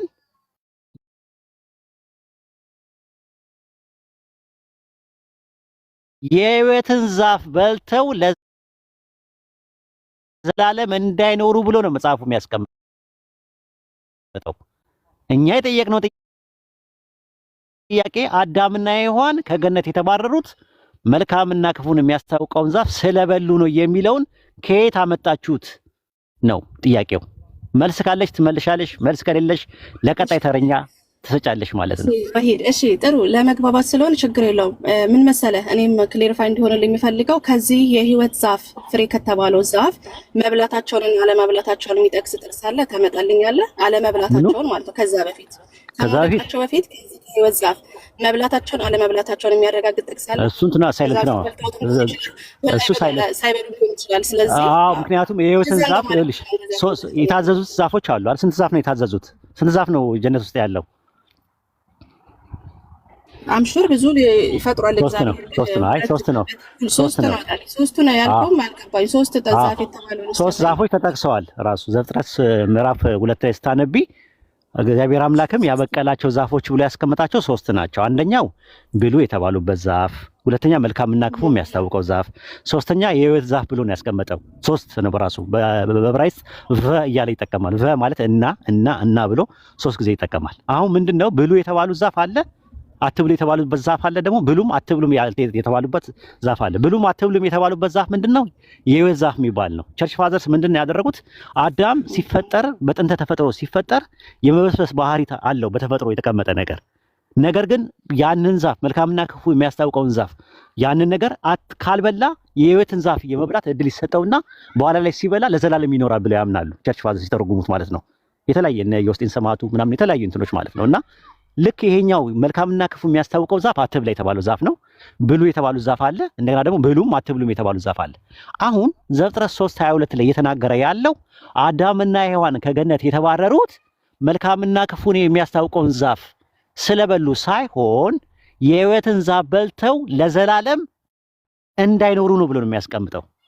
አንቻውን ማምጣት ያለብሽ ምንድነው? ክሌም ያደረግሽው አዳምና ሔዋን ከገነት የተባረሩት መልካምና ክፉ የሚያስታውቀውን ዛፍ ስለበሉ ነው የሚል ማስረጃ ስጡን ነው እያልን ያለ ነው። ካለ ተጫለሽ፣ ከሌለ ደግሞ አለ ለሚል ሰው ለተረኛ ይሰጣል ማለት ነው።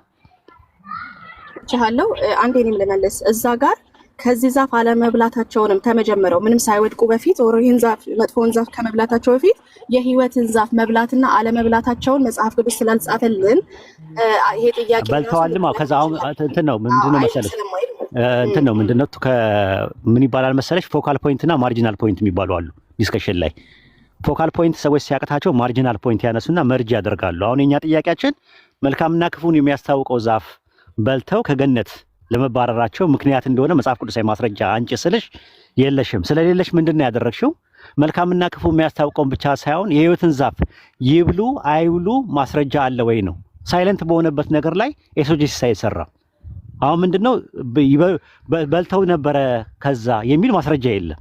ስለዚህ በልተው ነበረ የሚል ማስረጃ ስለሌለ አልበሉም ደግሞ አንልም። አልበሉም ለማለትም በልተውም ነበረም ለማለትም ኤቪደንስ ያስፈልጋል። ራሱ አርጊመንት ፍሮም ሳይለንስ ይባላል። ፋላሲ ይተከምሻለሽው። አርጊመንት ፍሮም ሳይለንስ ማለት በቃ ምንም ባልተጻፈበት ነገር ላይ ኤክሶጂሲስ አድርገሽ መልስ ነው የምትጠብቂው። እኛ ደግሞ ኤክሶጂሲስ ነው የምናደርገው። አዳምና ሔዋን ከገነት የተባረሩበት ምክንያት በበቂና በግልጽ የተቀመጠበት ምክንያት የሕይወትን ዛፍ በልተው ለዘላለም እንዳይኖሩ ነው እንጂ ስለበሉ አይደለም። ራሱ እንዳይበሉ እንጂ ስለበሉ አይደለም ብሎ ነው ያስቀመጠው መጽሐፉ። ስለዚህ የሕይወትን ዛፍ እንዳይበሉ እንጂ መልካምና ክፉን የሚያስታውቀውን ዛፍ ስለበሉ ነው የሚል ማስረጃ አምጪ ስትባይ ምን አደረግሽ?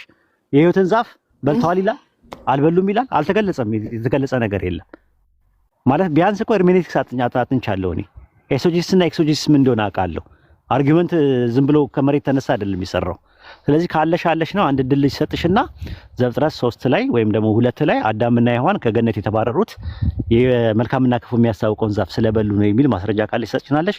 ከሌለሽ ደግሞ ለሌላ ሰው ድሉን ትሰጫለሽ ማለት ነው። እናመሰግናለን።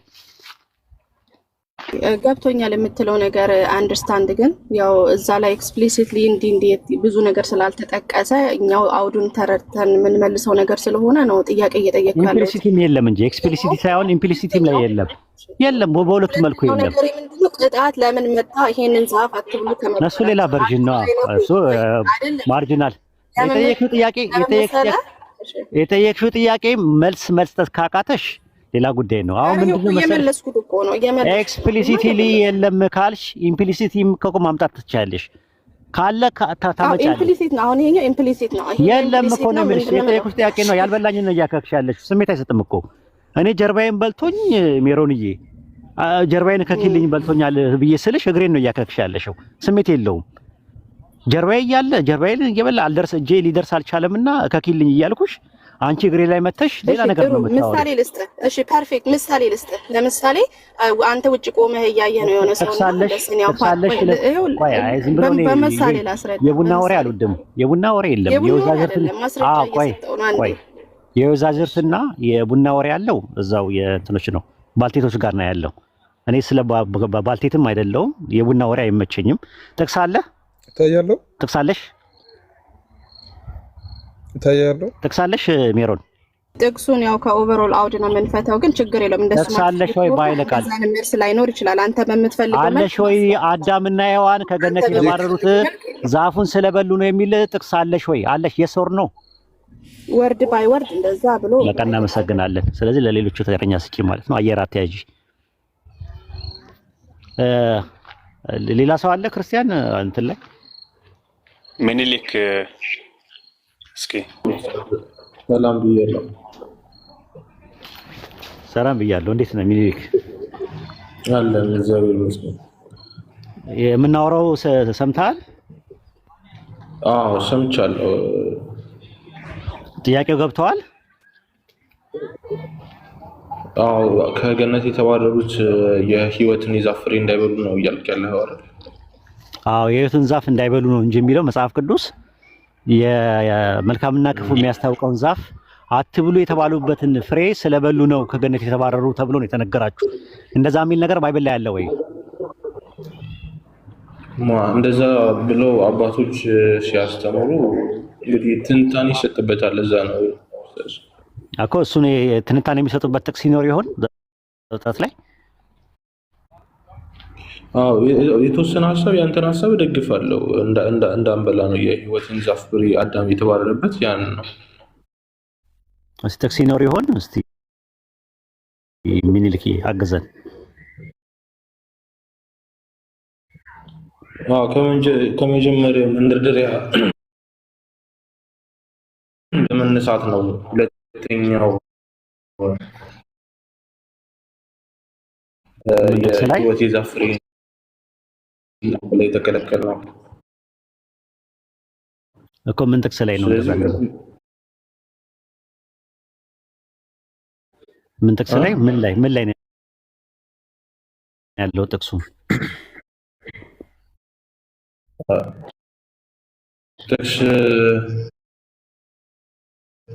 ጥቅስ እንኳን እንደዚህ ያስፈልገው ማለት በምን ማስረጃ ልመን? ዝም ብዬ አየር ላይ ልመን? እንደው በሾላ በደፍኑ ሚኒሊክ ነገረኝ ልበል? ቀጥታ ጥያቄ በዛ ምክንያት ነው ተባረሩ የሚለውን አሳየኝ ነው። አዳምና ሔዋን ከገነት ሲባረሩ አትብሉ የተባሉትን ዛፍ ስለበሉ ነው የሚል ብዙ ጊዜ በእናንተ ሲነገር ይሰማል። እና ያ ነገር መጽሐፍ ቅዱሳዊ ማስረጃ አለው ወይ ነው?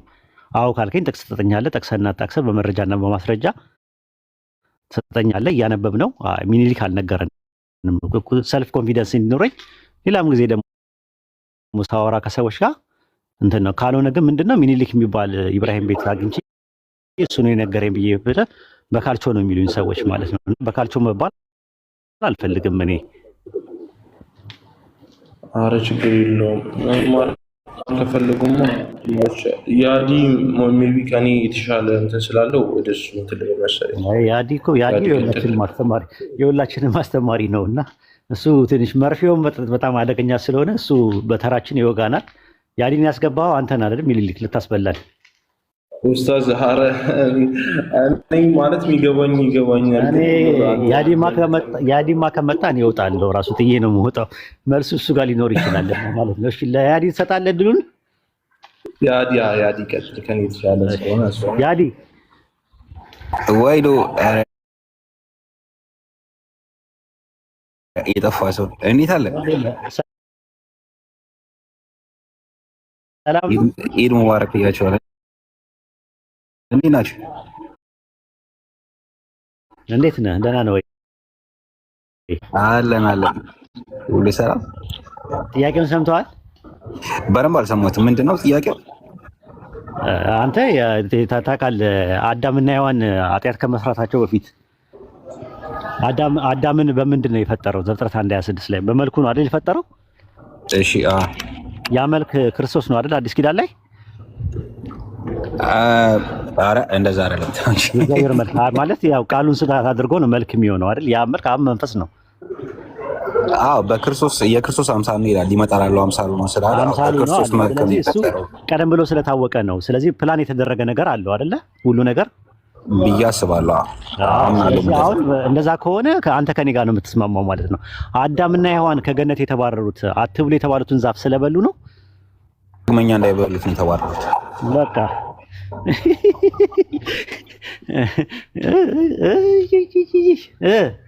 ቃል ይላል እኮ እጁን ዘርግቶ መልሶ እንዳይበላ ለዘላለም እንዳይኖር።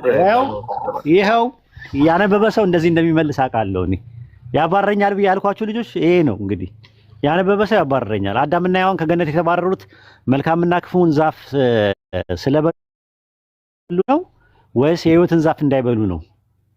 እንዳይበሉ ነው። የተማረ ግደለኝ የሚባለው ለዛ ነው። በጣም ማይድ ስልክ ለውጭ አለ ትላለህ። ድሮንም የሚደውልብኝ የነበረው እኮ ዋይዶ እኮ ነው። ልያስል እንዳመልጥ ትላለህ ብያለሁ እኮ ገና አንተን ሲያመጣ ለአንተ እድሉን ሲሰጠው በቃ እንደምታባረኝ አውቃለሁ። መልሶ መልሰህ ግን ይህ የሄደበት ምክንያት አሁን ምንድነው? የመጣችሁበት ምክንያት ምንድነው ነው መማር ፈልገው እዚህ ጋር የደረስናችሁበት ምክንያት ለምንድን ነው? አብዛኛውን ህዝበ ክርስትና አዳምና ሔዋን ከገነት የተባረሩት መልካምና ክፉ የሚያስታውቀውን ዛፍ አትብሉ ተብለው ስለበሉ ነው የተባረሩት ብሎ ነው የሚያምኑት። ስለበሉ ሞቱ ነው እንጂ ሞት እንደዛ ነው መሰለኝ። በቃ ዘፍጥረት 2:17 ላይም በበላችሁ ቀን ትሞታላችሁ ነው እንጂ የሚለው ከገነት ትባረራላችሁ አላለም። እንደዛ የሚል ነገር ትምህርት የለም። እንደዚህ ይላል ቁጥር 22 ላይ እግዚአብሔር አምላክም አለ እነሆ አዳም መልካምና ክፉን ለማወቅ ከእኛ እንዳንዱ ሆነ፣ አሁንም እጁን እንዳይዘረጋ ደግሞም ከሕይወት ዛፍ ወስዶ እንዳይበላ ለዘላለም የሆኑ እንዳይኖር፣ ስለዚህ እግዚአብሔር አምላክ የኤደን ገነት አስወጣው ይላል። ይሄን ቃል በቃል ማስረጃው ይኖራል። በቃ እኔ ይሄንን ነው ፈልገው ማለት ዝም ብሎ በጨበጣ እምነት በጣም ይከብዳል። ራሱ መጽሐፋቸው ላይ ሌላ ነገር እንዲህ ለማለት ተፈልጎ ነው ምናምን ነገር ምናምን እያሉ የራሳቸውን እየጨማመሩ የሰውጀስ ያወራሉ። ጥቅሱን በኃይለ ቃል አውጡና አሳዩን ነው ያልናቸው የነበረው። የለም ራሱ ኖርማል ማለት ነው። ይሄን ይመስላል። እናንተ ኢስላሚ ሚስቶች ወይ ጎልማሳውን ለመወጋቴ ብላቴናውን ለቁስሌ ገድያለሁ ይላል። ማንና ማንን የገደለው? ያዲ እንትን አይደለም ሱፐርሶኒክ አይደለም። ቁጥሩን ንገረኝ። 4 ቁጥር ለሐሜን ለራሱ ሚስቶችን አገባ። ቁጥር 7 ጀምሮ ያንቺ ስም የሁለተኛው ስም ሴላ ነበረ። አዳም ማንና ማንን የገደለው? ማ እንትን እኮ ነው አሁን እኛ ጋር እንደሚፎክሩት ነው። አድርጌያለሁ ማለት ጎበዝ ነኝ ማለት ነው። ጠንካራ ነኝ እያለ እንጂ ገድሎ እኮ ማንና ማን የገደለው? ጎልማሳ የተባለው ማን ነው? ያልተጻፈ ነገር ማለት እዚህ ጋር ተጽፏል፣ ግን ምን የቱ ጋር እንደገደለው ወደኋላ ብናይ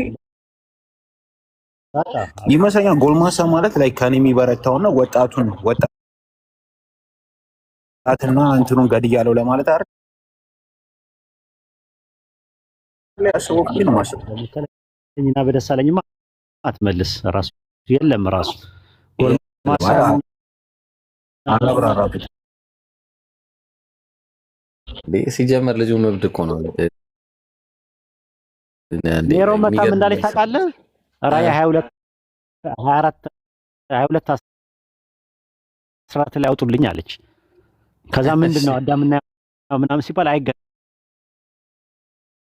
እስካለ አለ ነው ከሌለ የለም። ሳይ በቃ አያይዤ እንትን ልበለው ዳንቴል ለስራ አለች ራሱ ማለት ነው። የሆነ ሰርግ ያለን ያስመሰለችው ዳንቴል ልሰራብን ማለት ነው። እና ያዲ መጥቶ በአንድ ቃል ነው የገላገለው። እንዲህ አይነት ነገር ላይ በጣም ነው የሚመቸኝ። ተንኮለኛ ነው እንጂ በጣም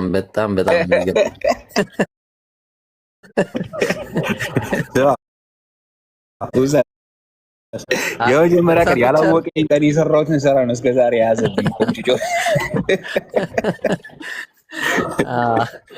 ያዲ ላውራ ውስጥ እንዴት ናችሁ? ሰላም እያለ ለማንኛውም ሁላችሁ ናፍቃችሁኝ ነበረ። ቆየ። ኧረ ያዲ ወላሂ ጠፋ። ግን ጥያቄ ነበረኝ። ያዲ ታስተናግደኛለህ? ጥያቄ ላቅርብ ሲመልስልህ እኔ ደግሞ መልስልህ። እንዲህ እንትን ነበረ የአምላክ ቃል ፋለብል ነው ወይስ ኢንፋለብል ነው? የአምላክ ቃል መጽሐፍ ቅዱስ አንተ በምታስበው መንገድ ከሆነ አሁን የያዝከው መጽሐፍ ቅዱስ ትራንስሌሽን ላይ እንትን ሊኖር ይችላል፣ የቀን ስህተት የእንትን ስህተት ሊኖር ይችላል። እና በዛ ላይ እኔ ቴክስት ክሪቲሳይዜሽን ላይ አልገባም ከእናንተ ጋር በተለይ ይህ የታወቀ ነው። ከድሮ የምታወቀኝ ነኝ እና አልገባበትም። እረፍ። ግን በእግዚአብሔር ቃል ደግሞ ቃሉ የራሱ የእግዚአብሔር ቃል ብለን ከያዝነው ግን ሰማይና ምድር ያልፋሉ፣ ቃሉ ግን አያልፍም። በዛ ይዟሉ። በመጽሐፍ ቅዱስ ከመጣ ግን መጽሐፍ ቅዱስ ላይ እውነት ትራንስሌሽን ስላለ ሀቃቁን ተናግሮ ነው። እናንተና ወደ እኔ ኑ ብላችሁ የሆነ አደባበቂ አሸፋፍኝ ኑ አላችሁ። ሀቃቁን ተነጋግረን ነው መጽሐፍ ቅዱስ ከሆነ ያዲ አንተን ትራንስሌሽን ነው ብላል። ትራንስሌሽኑን እንተውና ወዳሉት እንመለስ። ኦሪጂናል የለም ያው የታወቀ ነው። ግን በቃ ወዳሉት እነ ሳይናቲከስ ላይ እና እነሱም እኮ ትራንስሌሽናቸው ምንድን ነው የምታወራው እኮ በቃ እናመሰግናለን። ታዲያ በምን እንወቅ ታዲያ?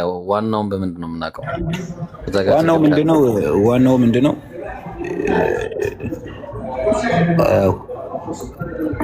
ብሉይ ኪዳን ላይ ያለ ነገር አዲስ ኪዳን ላይ ከተፈጸመ እሱን አሚን ብዬ ይቀበላለሁ። ግን ቴክስት ክሪኤሽን ላይ ከገባ ግን አላረፍ ባለመስማማት እንስማማለን። ያን አስቀምጬልህ እሄዳለሁ።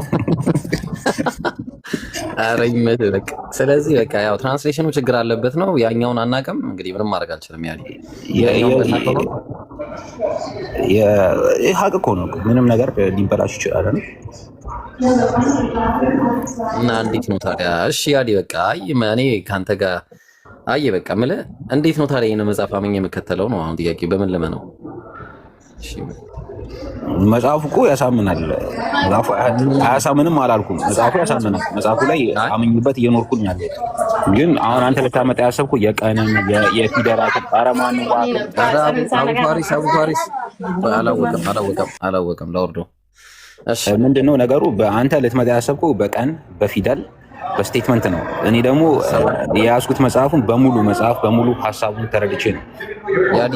ሀሳብም አለኝ ችግር የሀሳብ መለያየት ካመጣ ልከራከር ይችላል። የሀሳብ መለያየት ግን አታመጣ። ላምጣ እስቲ አንዴ ላምጣሽ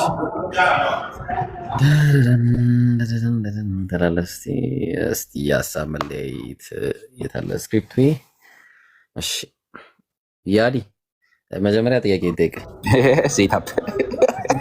ሴታፕ ነው አንዴ ግድ ነው። ሴታፕ ያለ ሴታፕ እንቅስቃሴ የለም እንዴ? ያኔ ታስታውስ የለ እንዴ? ምን ሆነ ነው ሰክታ አሰካክተ ገብተ እንዴ? እሺ ያዲ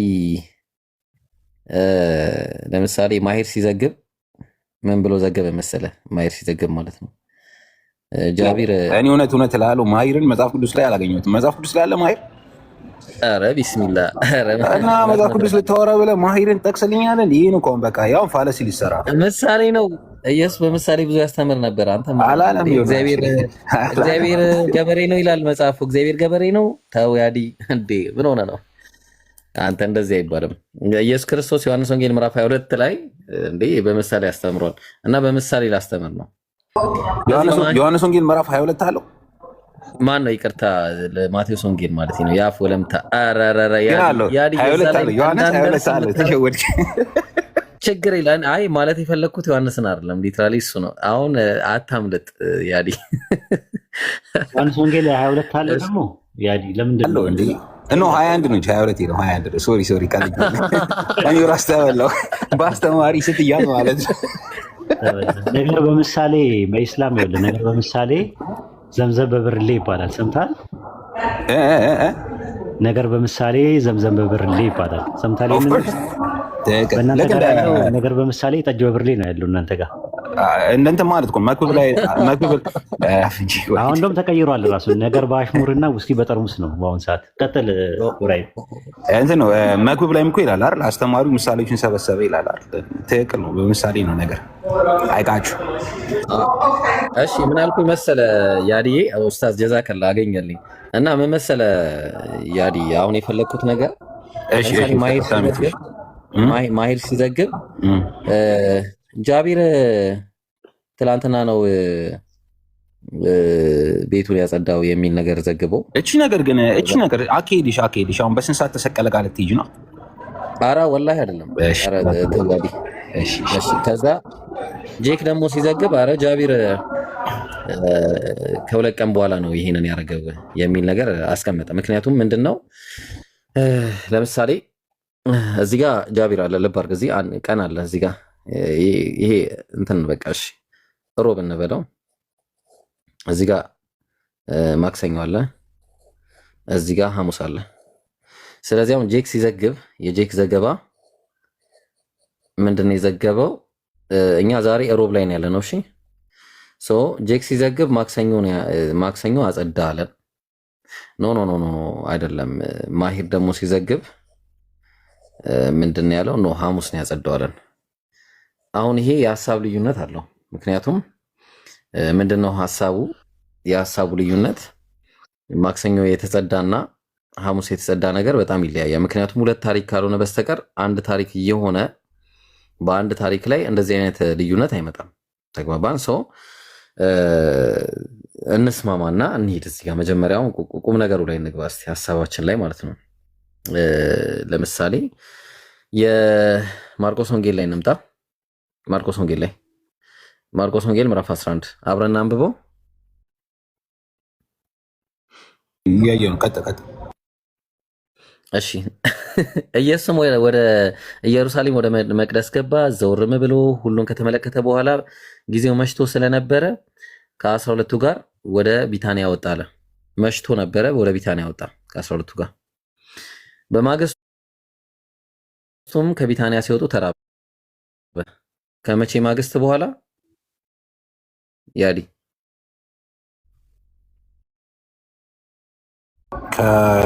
ሲቆይ ኢየሱስም ወደ ኢየሩሳሌም ወደ መቅደስ ዞር ብሎ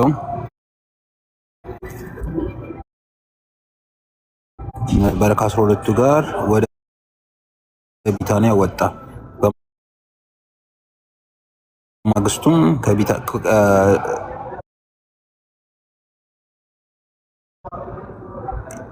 ይሄ ገባ። ከዛ በማግስቱ ደግሞ በሚቀጥለው ቀን ወጣ እንደማለት ነው። አዎ ኔክስት ዴይ ማለት ነው። ከዛ በኋላ ከየት ነው የመጡት? ከቢታንያ አይደለ? ኦኬ ቀጥል እስኪ። አዎ ከዛ ወደ መቅደስም ገቡ። በመቅደስም የሚሸጡትና የሚገዙትን ያወጣ ጀመረ። የገንዘብ ለዋጮችንም ገበታዎችንም የእርግብ ሻጮችንም ወንበር ገለበጠ። ቢታንያ አደረና በማግስቱ ወዴት ሄደ? ወደ ምንድነው ኢየሩሳሌም ተመልሶ መጣ። ከቢታንያ ሲመልስ ተረቦ ምናምን ያንን ረግሟት ምናምን ማለት ነው። ቀኑን አይናገርም። አሁን ምን አለ መሰለህ፣ አሁን እዚህ ጋር ሌላ ታሪክ እሱ ችግር አይደለም። እንደውም ያብሰዋል። ይሄ እንደውም አንተ አሁን ያመጣው ያብሰዋል። ሰው ምንድነው የሚሆነው? መጀመሪያ በደንብ ይኸው መጀመሪያ ቢታንያ ነበረ። ከቢታንያ ወጣ። ማን ይቀር? ኢየሩሳሌም ነበር። ይብሮ አንዴ ነው። እሺ በለጠና ነግረው አንዴ ከስር እየተቀለበለበ ስለዚህ አሁን በቃ ምንድነው መጀመሪያ ቢታንያ ነበረ። ከቢታንያ ወይስ ይቅር በቃ ያዲ ኖርማሊ ይቅር ካልክ ይቅር በቃ ችግር የለውም። ግዴለም ለእኔ ችግር የለም። ግን እሱ በለጠ መናገር ፈልጓል። እስኪ በቃሽ በለጠ አለ ያለ ማውራት ምሳሌ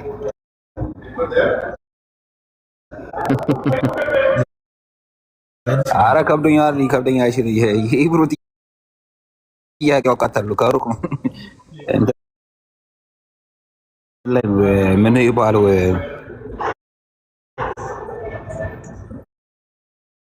ኦ ጭራሽ እንደዛ። እሺ ቀጥል። አይ ቀጥል ግን ብታየው ማለት ነው። እሺ ቀጥል። ወላሂ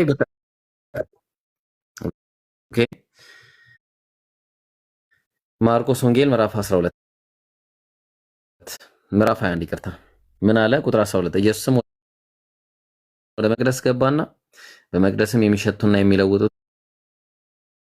የሚገዙትን ሁሉ አወጣ። የገንዘቡ ለዋጮችን ገበታዎችንም የእርግብ ሻጮችንም ወንበር ገለበጠ።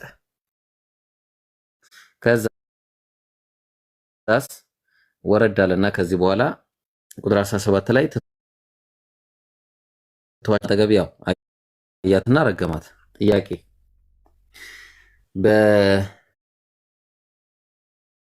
በማቴዎስ በማርቆስ ወንጌል መሰረት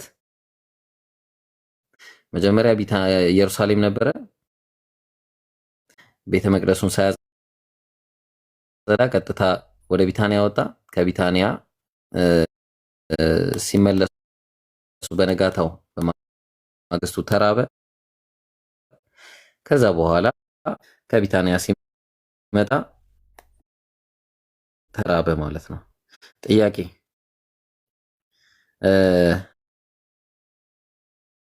ኢየሱስ ክርስቶስ የተራበውና ቅጠሏን የረገማት ከቢታንያ ቤተ መቅደሱን ካጸዳ በኋላ ነው ሳያጸዳ በፊት ነው?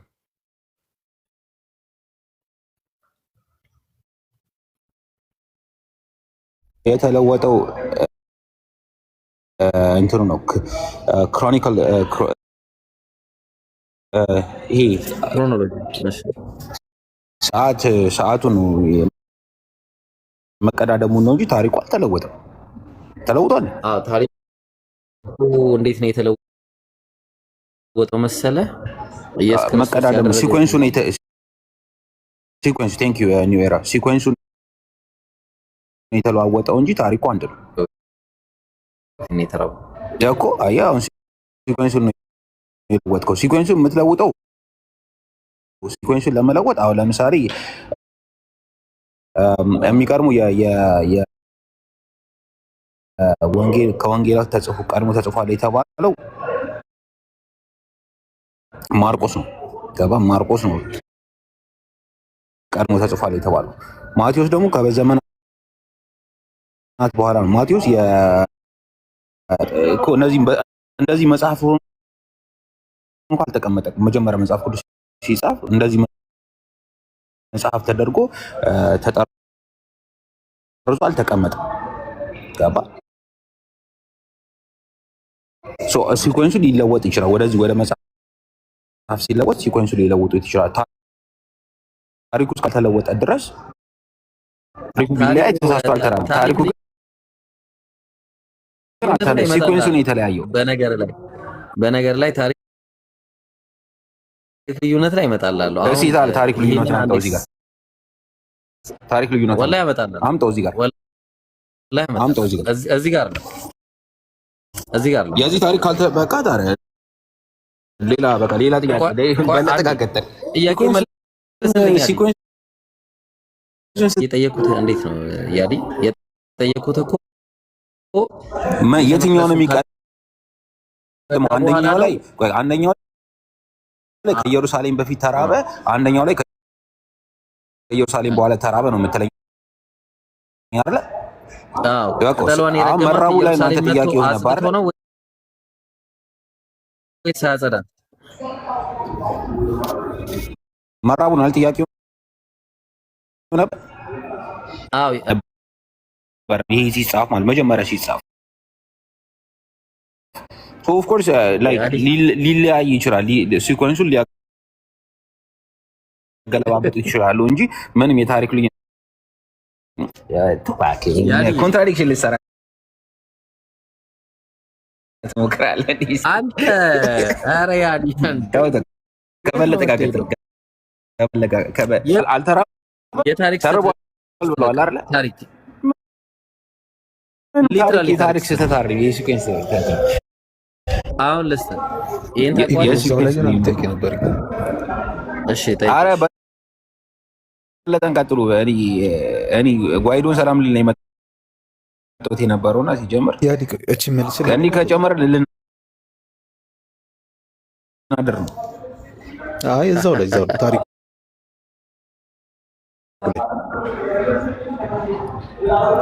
እዛው ታሪኩ ላይ የማርቆስ ስለ ወንጌሉ ነው። ኢየሱስ ክርስቶስ ስላገለገለው ስለ ወንጌሉ ነው። ማቴዎስ የጻፈው ለአይሁዶች ነው። ሉቃስ የጻፈው ደግሞ በክህነቱ ላይ ባጋቸው ሲያዘጋጁ አግኝቻለሁ። ማርቆስ እና ማቴዎስ ሌሎችም ወንጌላቸውን ሲያዘጋጁ የሆነ ታይም ላይ እኛ የጻፍነው መጽሐፍ ተጠርዞ በአንድ መጽሐፍ ይቀርባል የሚል ሀሳብ ነበራቸው። የመጣው እንደዛ የመጣው ከህዝብ ብዛትና ከሎጂስቲክስ አንጻር ነው። በየሀገሩ እየሄዱ መዞር አይችሉም እና የተጻፈን ነገር ነው የሚልኩላቸው። ከዚህ አንጻር የተጻፈ ነው እንጂ ሁለቱን ያዘልኝና መጨረሻ ላይ እናነሳቸዋለን። ይብሮ አንድ የማርቆሱን እንየው። ማርቆስ ላይ ያለው ዘገባ አይደለም አይደል ወይስ እያነበብ ነው። እንውረድና ምን ይላል መሰለ? በማግስቱም ከቢታንያ ሲወጡ ተራበ ይላል። ከዛ በኋላ ቁጥር 13 ላይ ቅጠል ያለባት በለስ ከሩቅ አይቶ ምናልባት አንዳች ይገኝባት እንደሆነ ብሎ መጣ ይላል። ቅጠል ያለባትን ዛፍ አይቶ ምናልባት ካገኘሁበት ብሎ ነው ሄደው አይደል? ፕሮባቢሊቲ ነው የያዘው እሱ ጸሐፊው እኮ ነው እንደዛ ያለው እንጂ እሱ ብሎ እኮ ጸሐፊው እኔም ስለ ጸሐፊው ነው የማወራው። ጸሐፊው እንደዛ ነው።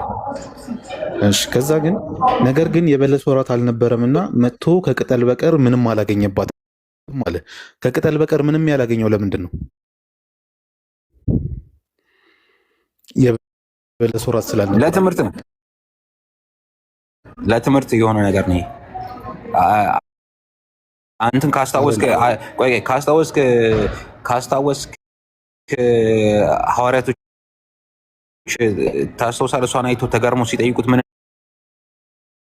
እንዳላቸው እኮ የበለስ ወራት አልነበረምና መጥቶ ከቅጠልም በቀር ምንም አላገኘባትም ማለት። ከቅጠል በቀር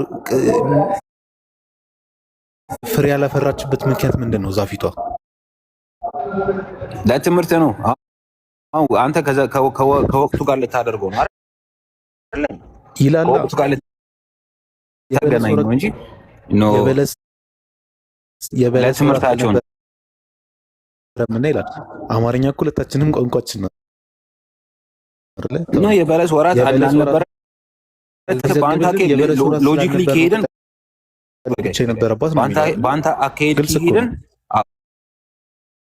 በአንተ አካሄድ ከሄድን ወቅቱ እንዴት አላወቀም ልትለኝ ነው? ችግር የለውም። እሱንም እናነሳዋለን። አሁን ዘጋቢ ዘግብልን ነው አይደል እያወራን ያለ ነው።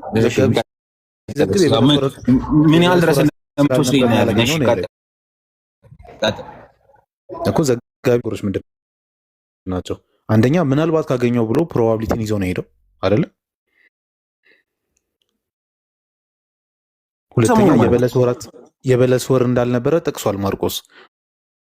which means ኢየሱስ ክርስቶስ የበለስ ወር እንዳልሆነ እያወቀ አገኝበታለሁ ብሎ ከሄደ ይህንን ወቅት አላገኘ የሚል ነገር ያስይዘናል አይደለ? እንደ ማርቆስ ዘገባ እንደ ማርቆስ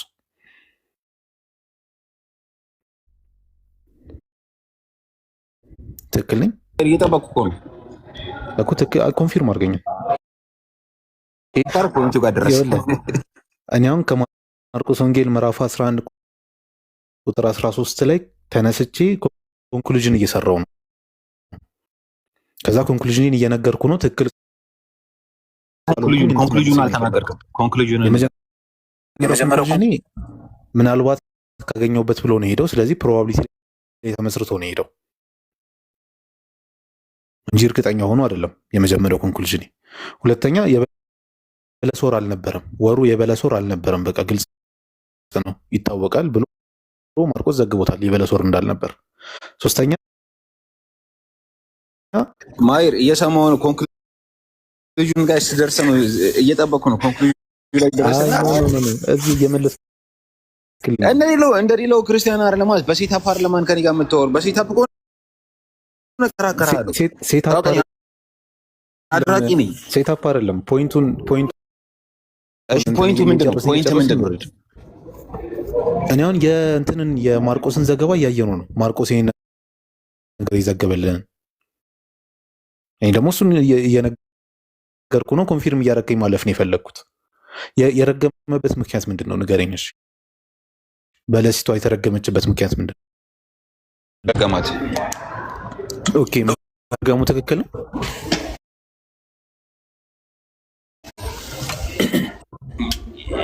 ቅጣት ነው። አንተ ላይም እየጠበቀ ካላገኘ ትረገማለህ ነው። እሺ የበለሲቷ ፍሬ ማፍራት አለብን ነው ወሯል ነበር።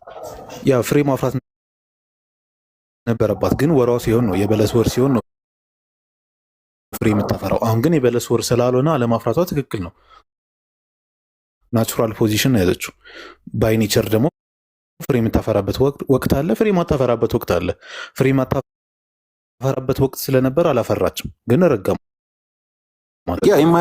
ምን አለ የማይረባ ይቃጠላሉ ምናምን በሚል ያስቀምጠው አይደል? ፍሬ የማያፈራውን ዛፍ ይቆርጧል እንደዚህ ብቻ በሚል አስተምሮት ነው የመጣው። እኔ ትምህርቱን ነው የምከተለው እንጂ እዚህ ጋር ኦፍ ኮርስ አሁን ለምሳሌ ምንም አይነት ቫሊድ ሪዝን አላየሁበትም። ከአሁን ጀምሮ ለዘላለም ማንም ካንቺ ፍሬ ያብላ አላት ይላል። ደቀ መዛሙርቱም ሰሙ ይላል። ይቀጥላል ታሪኩ። አሁን የበለስ ወር ካልሆነ ሐዋርያቶች ጋር ሄድና መልሶ አለ እዛ ጋር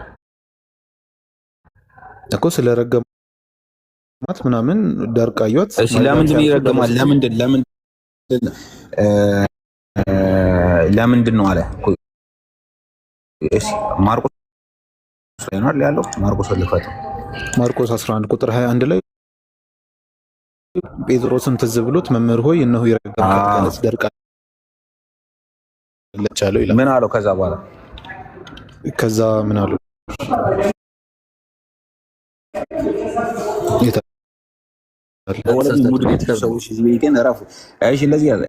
ቁጥር 22 ኤግዛክትሊ ይሄው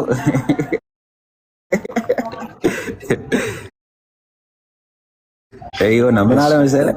ጴጥሮስን ትዝ ብሎት አለ መምህሩ እነሆ የረገምካት በለስ ደርቃለች አለ። ኢየሱስ መልሶ እንዲህ አላቸው በእግዚአብሔር እመኑ። ዋው! እሺ እውነት እላቸዋለሁ ማንም ያለው ነገር እንዲደረግለት ቢያምን በልቡ ሳይጠራጠር ይህን ተራራ ያገኘው አንተ ምንድን ነው? ስለሱ ንግግር ነው። አንተ ምንድን ነው ያልከው? ወቅቱ ነበረ አልክ። አየህ ወቅቱ ነበረ አልነበረም? ወቅቱ አልነበረም። ወቅቱ እንዳልሆነ አውቆ ኤክስፔክት አደረገ፣ አጣ፣ ረገማት አይደለ? በጣም ጥሩ። ይሄ ሎጂካል ነው አይደለ? አንተ እያሰብክ ያለው ሎጂካል ነው አይደለ? ጥቅሱንም አይተን የምንረዳው ነው። ሎጂካል ነው። አሁን በሎጂክ እግዚአብሔርን እያመንክ አይደለም ማለት ነው። የእግዚአብሔር ማመንና የሎጂኩ ይለያያሉ ማለት ነው። እናንተ ላይ ከራሴ ኤክስፔክት አታደርግ ነው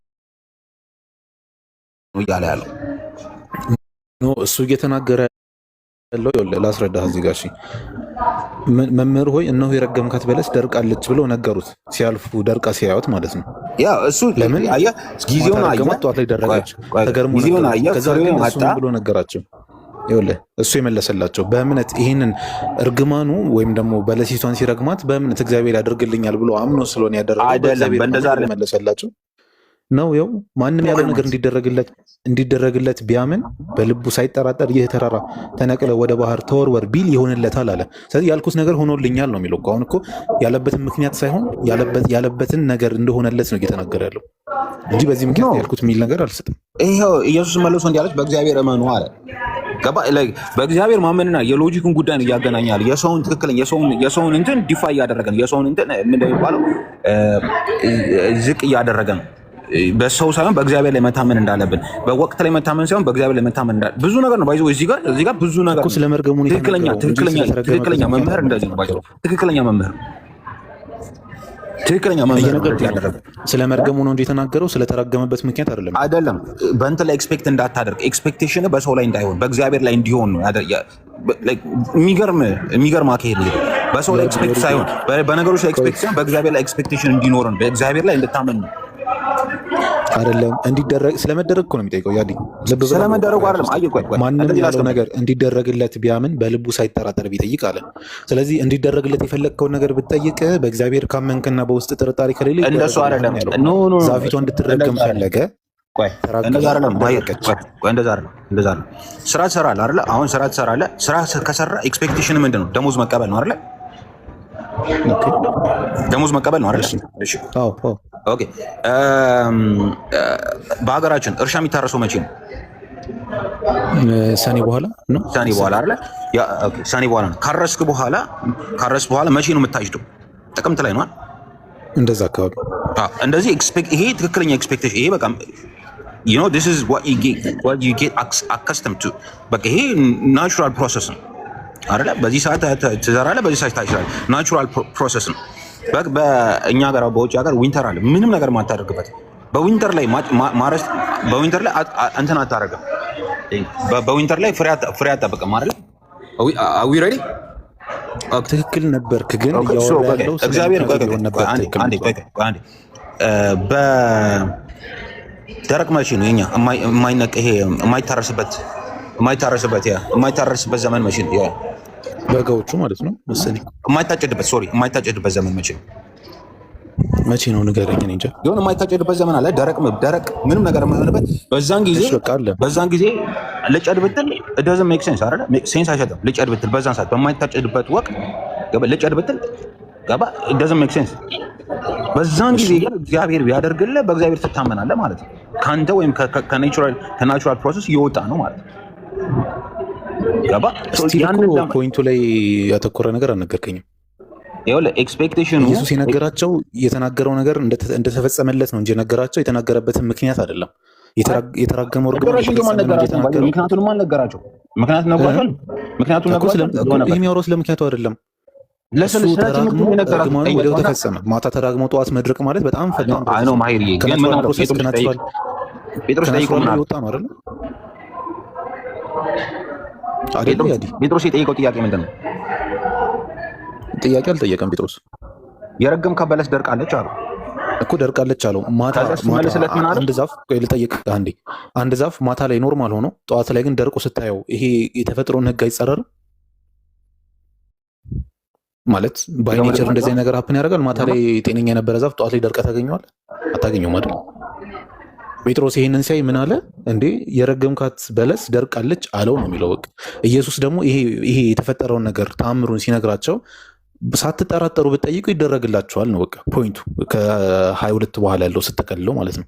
እኔ ግን በዛም ሊያስኬድ ይችላል። ኦኬ በዛም ሊያስኬድ ይችላል። ትክክል እኮ። ስለዛ ነገር ነው የሚያወሩት እንጂ ስለ ምክንያቱ አይደለም። የተራገመበት ምክንያት ስለሱ አይደለም የሚያወሩት ጭራሽ። እኔ ግን የጠየቁት የነበረው ስለተራገሙበት ምክንያት ነው። ወይ ጥያቄን ስችዋለች ደግሞ ጥያቄ እሺ ጥያቄ ምንድን ነው? ወይ ስችዋለሁ ከሰዓትኩት በቃ ይደገማል።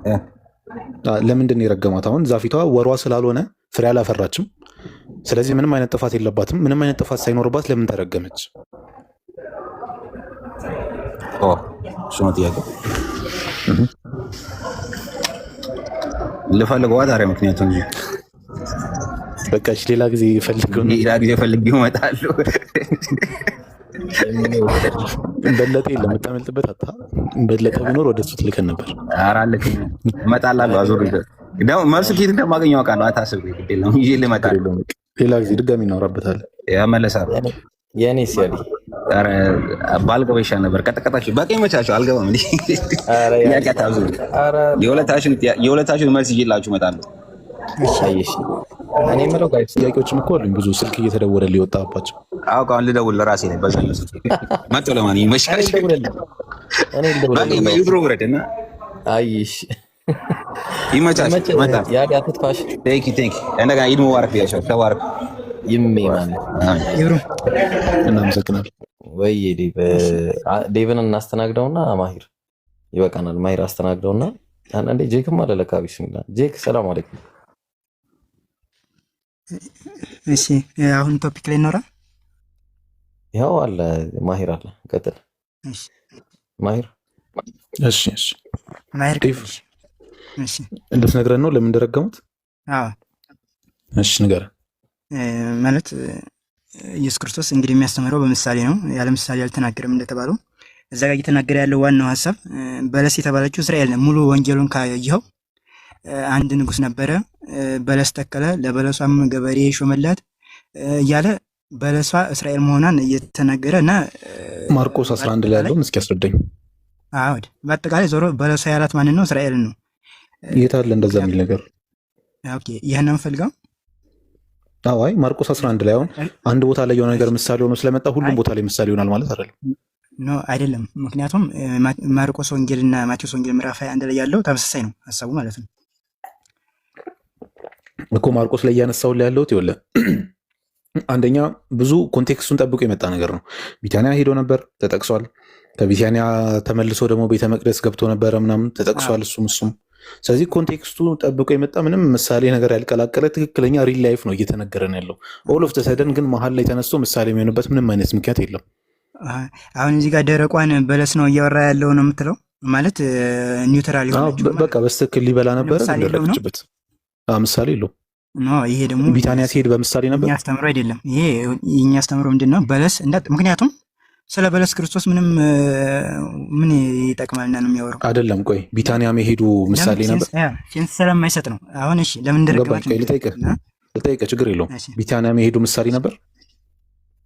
ቢታንያ ቀጥታ ቦታው ነው እኮ። በማግስቱም ከቢታንያ ወጡ ይላል። ቢታንያ መሄዱ ምሳሌ ነበር ወይስ ደግሞ ትክክለኛ ነገር ላይ ሀፕን ያደረገ ነገር ነው?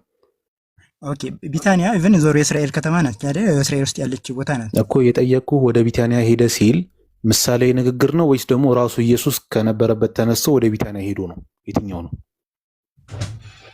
ወይስ ደግሞ የሚተረጎም ንግግር ነው ወደ ቢታንያ ሄደ ሲል? አይ ቢታንያማ ቦታው ነው። እሺ ከዛ በኋላ ወደ ኢየሩሳሌም መጡ ይላል ቁጥር 15 ላይ። ወደ ኢየሩሳሌም ሲመጣ ይሄ ምሳሌ ንግግር ነው ወይስ ደግሞ በትክክል ኢየሱስ ከቢታንያ ወደ ኢየሩሳሌም መጥቶ ነው? ይሄ ቀጥታ መተርጎም ትችላለህ። ይሄ ምን ተርጉም ያስፈልገው? ኦኬ አሁን አንተ 12ን ትክክለኛ ነገር ነው አልከኝ። ከዛ በኋላ 15ም ትክክለኛ ታሪክ ነው አልከኝ። 12 ላይ ግን ከቢታንያ ሲወጣ ይናገራል እዛው። በማግስቱም ከቢታንያ ሲወጣ ተራበ ይላል። ኦኬ በቃ ታሪኩ ላይ የቀጠለ ነገር ነው። ከቢታንያ ሲወጣ ነው የተራበው። ከዛ በኋላ በለሲቷን ካለፈ በኋላ ወደ ኢየሩሳሌም መጡ ይላል። ያ ሲኩዌንሱን ጠብቆ የቀጠለ ነገር ነው። ከዛ ቁጥር 20 ላይ ደግሞ ማለዳም አለ ድጋሚ ምንድነው ከከተማ ወጥተው ማለት ነው። ማታ ከከተማ ውጭ ይወጣ ነበር አለ። ከዛ ማለዳም ሲያልፉ በለሲቱን ከስሯ ደርቃ አዩት አለ። ትላንትና እንግዲህ አስበው አልፏል። ኢየሱስ ተኝተው ደቀ መዛሙርቱ ምናምን ታሪኩ ቀጥሎ ማለዳም ሲያልፉ በለሲቱ ከስሯ ደርቋት አዩት። ጴጥሮስን ትዝ ብሎት መምህር ሆይ እነሆ የረገምካት በለስ ደረቀች አሉ ይላል። ምንም ምሳሌያዊ ነገር የሚገባበት ምንም አይነት ምክንያት የለም እዚህ ውስጥ። እሺ ሴንስ ከሰጠን እንተረጉማለን። ለምን መሰለህ? ምክንያቱም ኢየሱስ ክርስቶስ በለሷን ረገማት። የረገመበት ሰዓት ምንድን ነው? የበለስ ሰዓት አልነበረም ማለት በለስ የማፍረፍ ሰዓት አልነበረም። ጀስት አሁን አንተ እንዳነሳው ጥያቄው ሴንስ አይሰጥም። አሁን በለስ እስራኤል መሆኗን ይዤ ግን ምክንያቱም የአባቶቻችን አንድምታ ትርጓሜ ያስቀምጡት በለስም በእስራኤል ነው። ይህን ከየት ጋር ከማቴዎስ ወንጌል ምዕራፍ 1 ጋር ማርቆስ ቶሎ ነካክቶ ዋና ጭብጥ ሀሳቡን ነካክቶ የማለፍ ጠባ ያለው ሲጽፍ ማለት ነው። ማርቆስ ወንጌል ላይ አንድምታውን አስቀምጦና መጽሐፍ ቅዱስን ነው ይሻላል። አሁን እኮ ያንተ አባባል ማለት ነው እና ያንተ አባባል እኔ ካልገባኝ ወይ ትነግረኛለህ። ማርቆስ በቃ ዋና ሀሳቡን ተናግሮ ነው የሄደው። እንደሚታወቀው የቤተክርስቲያን ጸሐፍት እንደተናገሩት ማርቆስ ወንጌል ሲጽፍ በጣም ይፈጥናል እና ለዚያ ነው። እና አሁን ስታስበው ያለ ጊዜው ከረገማት ዴቭ ሰማሃል? አይ መጽሐፍ ቅዱስ ማንም ሰው እንደራሱ ይተረጉማ አልተፈቀደለትም። ዴቭ ሰማሃል? ምክንያቱም አሁን ለአንተ ሴንስ ይሰጣል። አልሰማም እንዴ ብሎ በለስ ይላል እኮ አሁን እስራኤል ከሆነች ምን ሴንስ ነው? አረ ፕሌይ ላይ ነው ልጁ ፖዛሩ ሚዩት አድርጎ ነው። እሺ ሚዩት አድርጎ እኮ ነው። አይ ድምፁን ቮሊዩሙን ቀንሶስ መሰለኝ የሚያወራው። አረ አውቆ ነው ይቻላል እንዴ? ምን ማለት ነው? ይቻላል እንደዚህ እንሰማለን እንዴ? ማይር አዎ ትሰሙኛላችሁ ወይ? እጅግ አረ ሌላ ሙድ እየተጫወተ ነው ይሄ ልጅ። እሺ ዲቫን ያንተ አእምሮ እየተቀበለ ያለው ቁጥር 12 ስለ ትክክለኛ ታሪክ ነው የሚያወራው። ቁጥር 14ም ስለ ትክክለኛ ሙሉ ኢቭን ቢታንያ ሲል እኮ ትክክለኛ ክስተት ነበር አልከኛ። ወደ ቢታንያ ሄደ ሲል እንደውም ማለት ትርጓሜ የሚያስቀምጠው ኢቭን ወደ ኢየሩሳሌምም ሄደ ሲል ወደ ማለት በህዝቦቹ ምን የሚባል እንትን አለ መሰለህ እኮ ፖይንቱ ትክክለኛ ክስተት ነው ወይስ ምሳሌ ነው? በሀገሩ ህዝቦቹ መጥራት አንዳንዴ ይጠራል። በህዝቦቹ ደግሞ ሀገርን እሱን አይደለም የጠየቁ። ወደ ቢታንያ ሄደ ሲል ትክክለኛ ክስተት ነው ወይስ ምሳሌ ነው? ያም ትርጓሜ ያለው ወደ ቢታንያ ሄደ ሲልም ትርጓሜ ያለው። እሺ ምንድን ነው ትርጓሜ? ውስጥ ወደ ቢታንያ ሲሄድ በቃ ወደ ቢታንያ ወደ እስራኤል ህዝቦች መሄዱን እያመለከተ ነው። ያቺ በለስ እስራኤል ናት። በለሷ ስለዚህ ሄደ ምኑን አንዴ እና እስራኤልን ሊበላት ነበር። እሺ ጥሩ። ምን ሊያረጋት ነበር? ኢብራሂም በነገራችን ላይ ጠበቅ ያለ ጥያቄ እንደማትጠይቅ በዙ ልነግር ፈልጋለሁ። ማለት አመሰግናለሁ። እሺ ጠበቅ ያለ ጥያቄ አልጠየቅም። እሺ እስራኤልን እግዚአብሔር ሊበላት ወደ ኢየሩሳሌም ወደ ኢየሩሳሌም ሄደ ሲል እዛች በለሷ ጋር ሄደ። ምን ሊያገኝ? ፍሬ ሊበላት ነበር። ያቺ በለስ እስራኤል ናት። ወይኔ ሊበላት ነበር ወይ እስራኤልን? እኮ ላስረዳ እኮ ነው እኮ አስረዳኝ። አዎ ወይ ደግሞ አይደለም በለኝ። እግዚአብሔር ምን እንደሚበላው ፍሬ ነው። አይ እስራኤልን ነው እንደዚህ ይጠይቃል። አሁን አንተ ምንድን ነው? አሁን እኮ ካለህ እኮ የተራ ነገር ነው ማለት የሰዎችን ምግባር እኮ እንግዲህ አስረዳ። ዝም ብለህ ቀጥታ ጥያቄ ትክክል ካልሆነ አስተካክዬ ነው የምመልስልህ ማለት ነው። እሺ አስተካክለው። እሺ ምንድን ነው መብላቱ ምሳሌ? ኦኬ ስለዚህ እንደሱ ነው ማለት ያለብህ። ወደ በለሷ ሄደ። በለስ ማናት አልኩህ? እስራኤል ጋር ሄደ። ምን ሊያገኝ? ምን ሊፈልግ? ፍሬ በትርጓሜያችን እንደተቀመጠው ሃይማኖት ምግባር ነው። ምግባር ሃይማኖት እንዳለባት ሊፈልግ ሄደ። ነገር ግን እስራኤል ምን ያቺ በለስ ምን አላላትም? ፍሬ የላትም። ከዚያ ምን አላት? ኢየሱስ ክርስቶስ ረገማት ይላል። ቆይ ለምንድን ነው ፍሬ የሌላት? በቃ ፍሬ ያለመኖር ምክንያቱም ብዙ ነገር አድርጎላታል። አሁን ሴንስ የሚሰጠው ማቴዎስ በጥቅሱ ላይ የበለስ ወር ስላልነበረ ነው። ኖ የበለስ ወር የረገማት ነው። የበለስ ወር ስላልሆነ ማለት እኮ ፍሬ ያላፈራችው ፍሬ ማፍራት በነበረባት ሰዓት ፍሬ ማፍራት የበለስ ወር አልነበረም። ፍሬ የሌላት የበለስ ወር ስለሌለ እግዚአብሔር ደግሞ ምሳሌው እስራኤል ከነበረ እግዚአብሔር ምንም አይነት ነገር ሳይሰጣቸው ያላፈራችው ግን እኮ ለዛ እኮ ነው ፍሬ ያልሰጡት ምንም ነገር ስላልሰጣቸው ነው። ጊዜ ያለ ጊዜያቸው ነው። ያማ ይሆንማ ማቴዎስ ወንጌል ምዕራፍ 1 ላይ ምን ይላል? ለበለስ ያላደረኩላት ምንድነው? እስኪ ነው ፍረዱኝ። ፈልግ ያደረኩት ማለት ነው። እግዚአብሔር ሶንኩላት ይላል። ጻፊው ተሳስቷል ማለት ነው። እንደዛ እኮ ነው። ምሳሌው ላይ የበለስ ወር አልነበረም የሚለው ምሳሌ ምንድነው? የበለስ ወር ማለት የበለስ ማለት ፍሬ ያፈራችበት ሰዓት አላፈራችም ለማለት ነው። ፍሬ ያላፈራችው የበለስ ወር ያልነበር ፍሬ ያልያዘችው ግን ፍሬ ፈልጎ ፍሬ ከራሷ ነው። ፍሬ ፈልጎ ፍሬ አጣ አይደለ? ለምንድን ነው ፍሬ ያላፈራችው?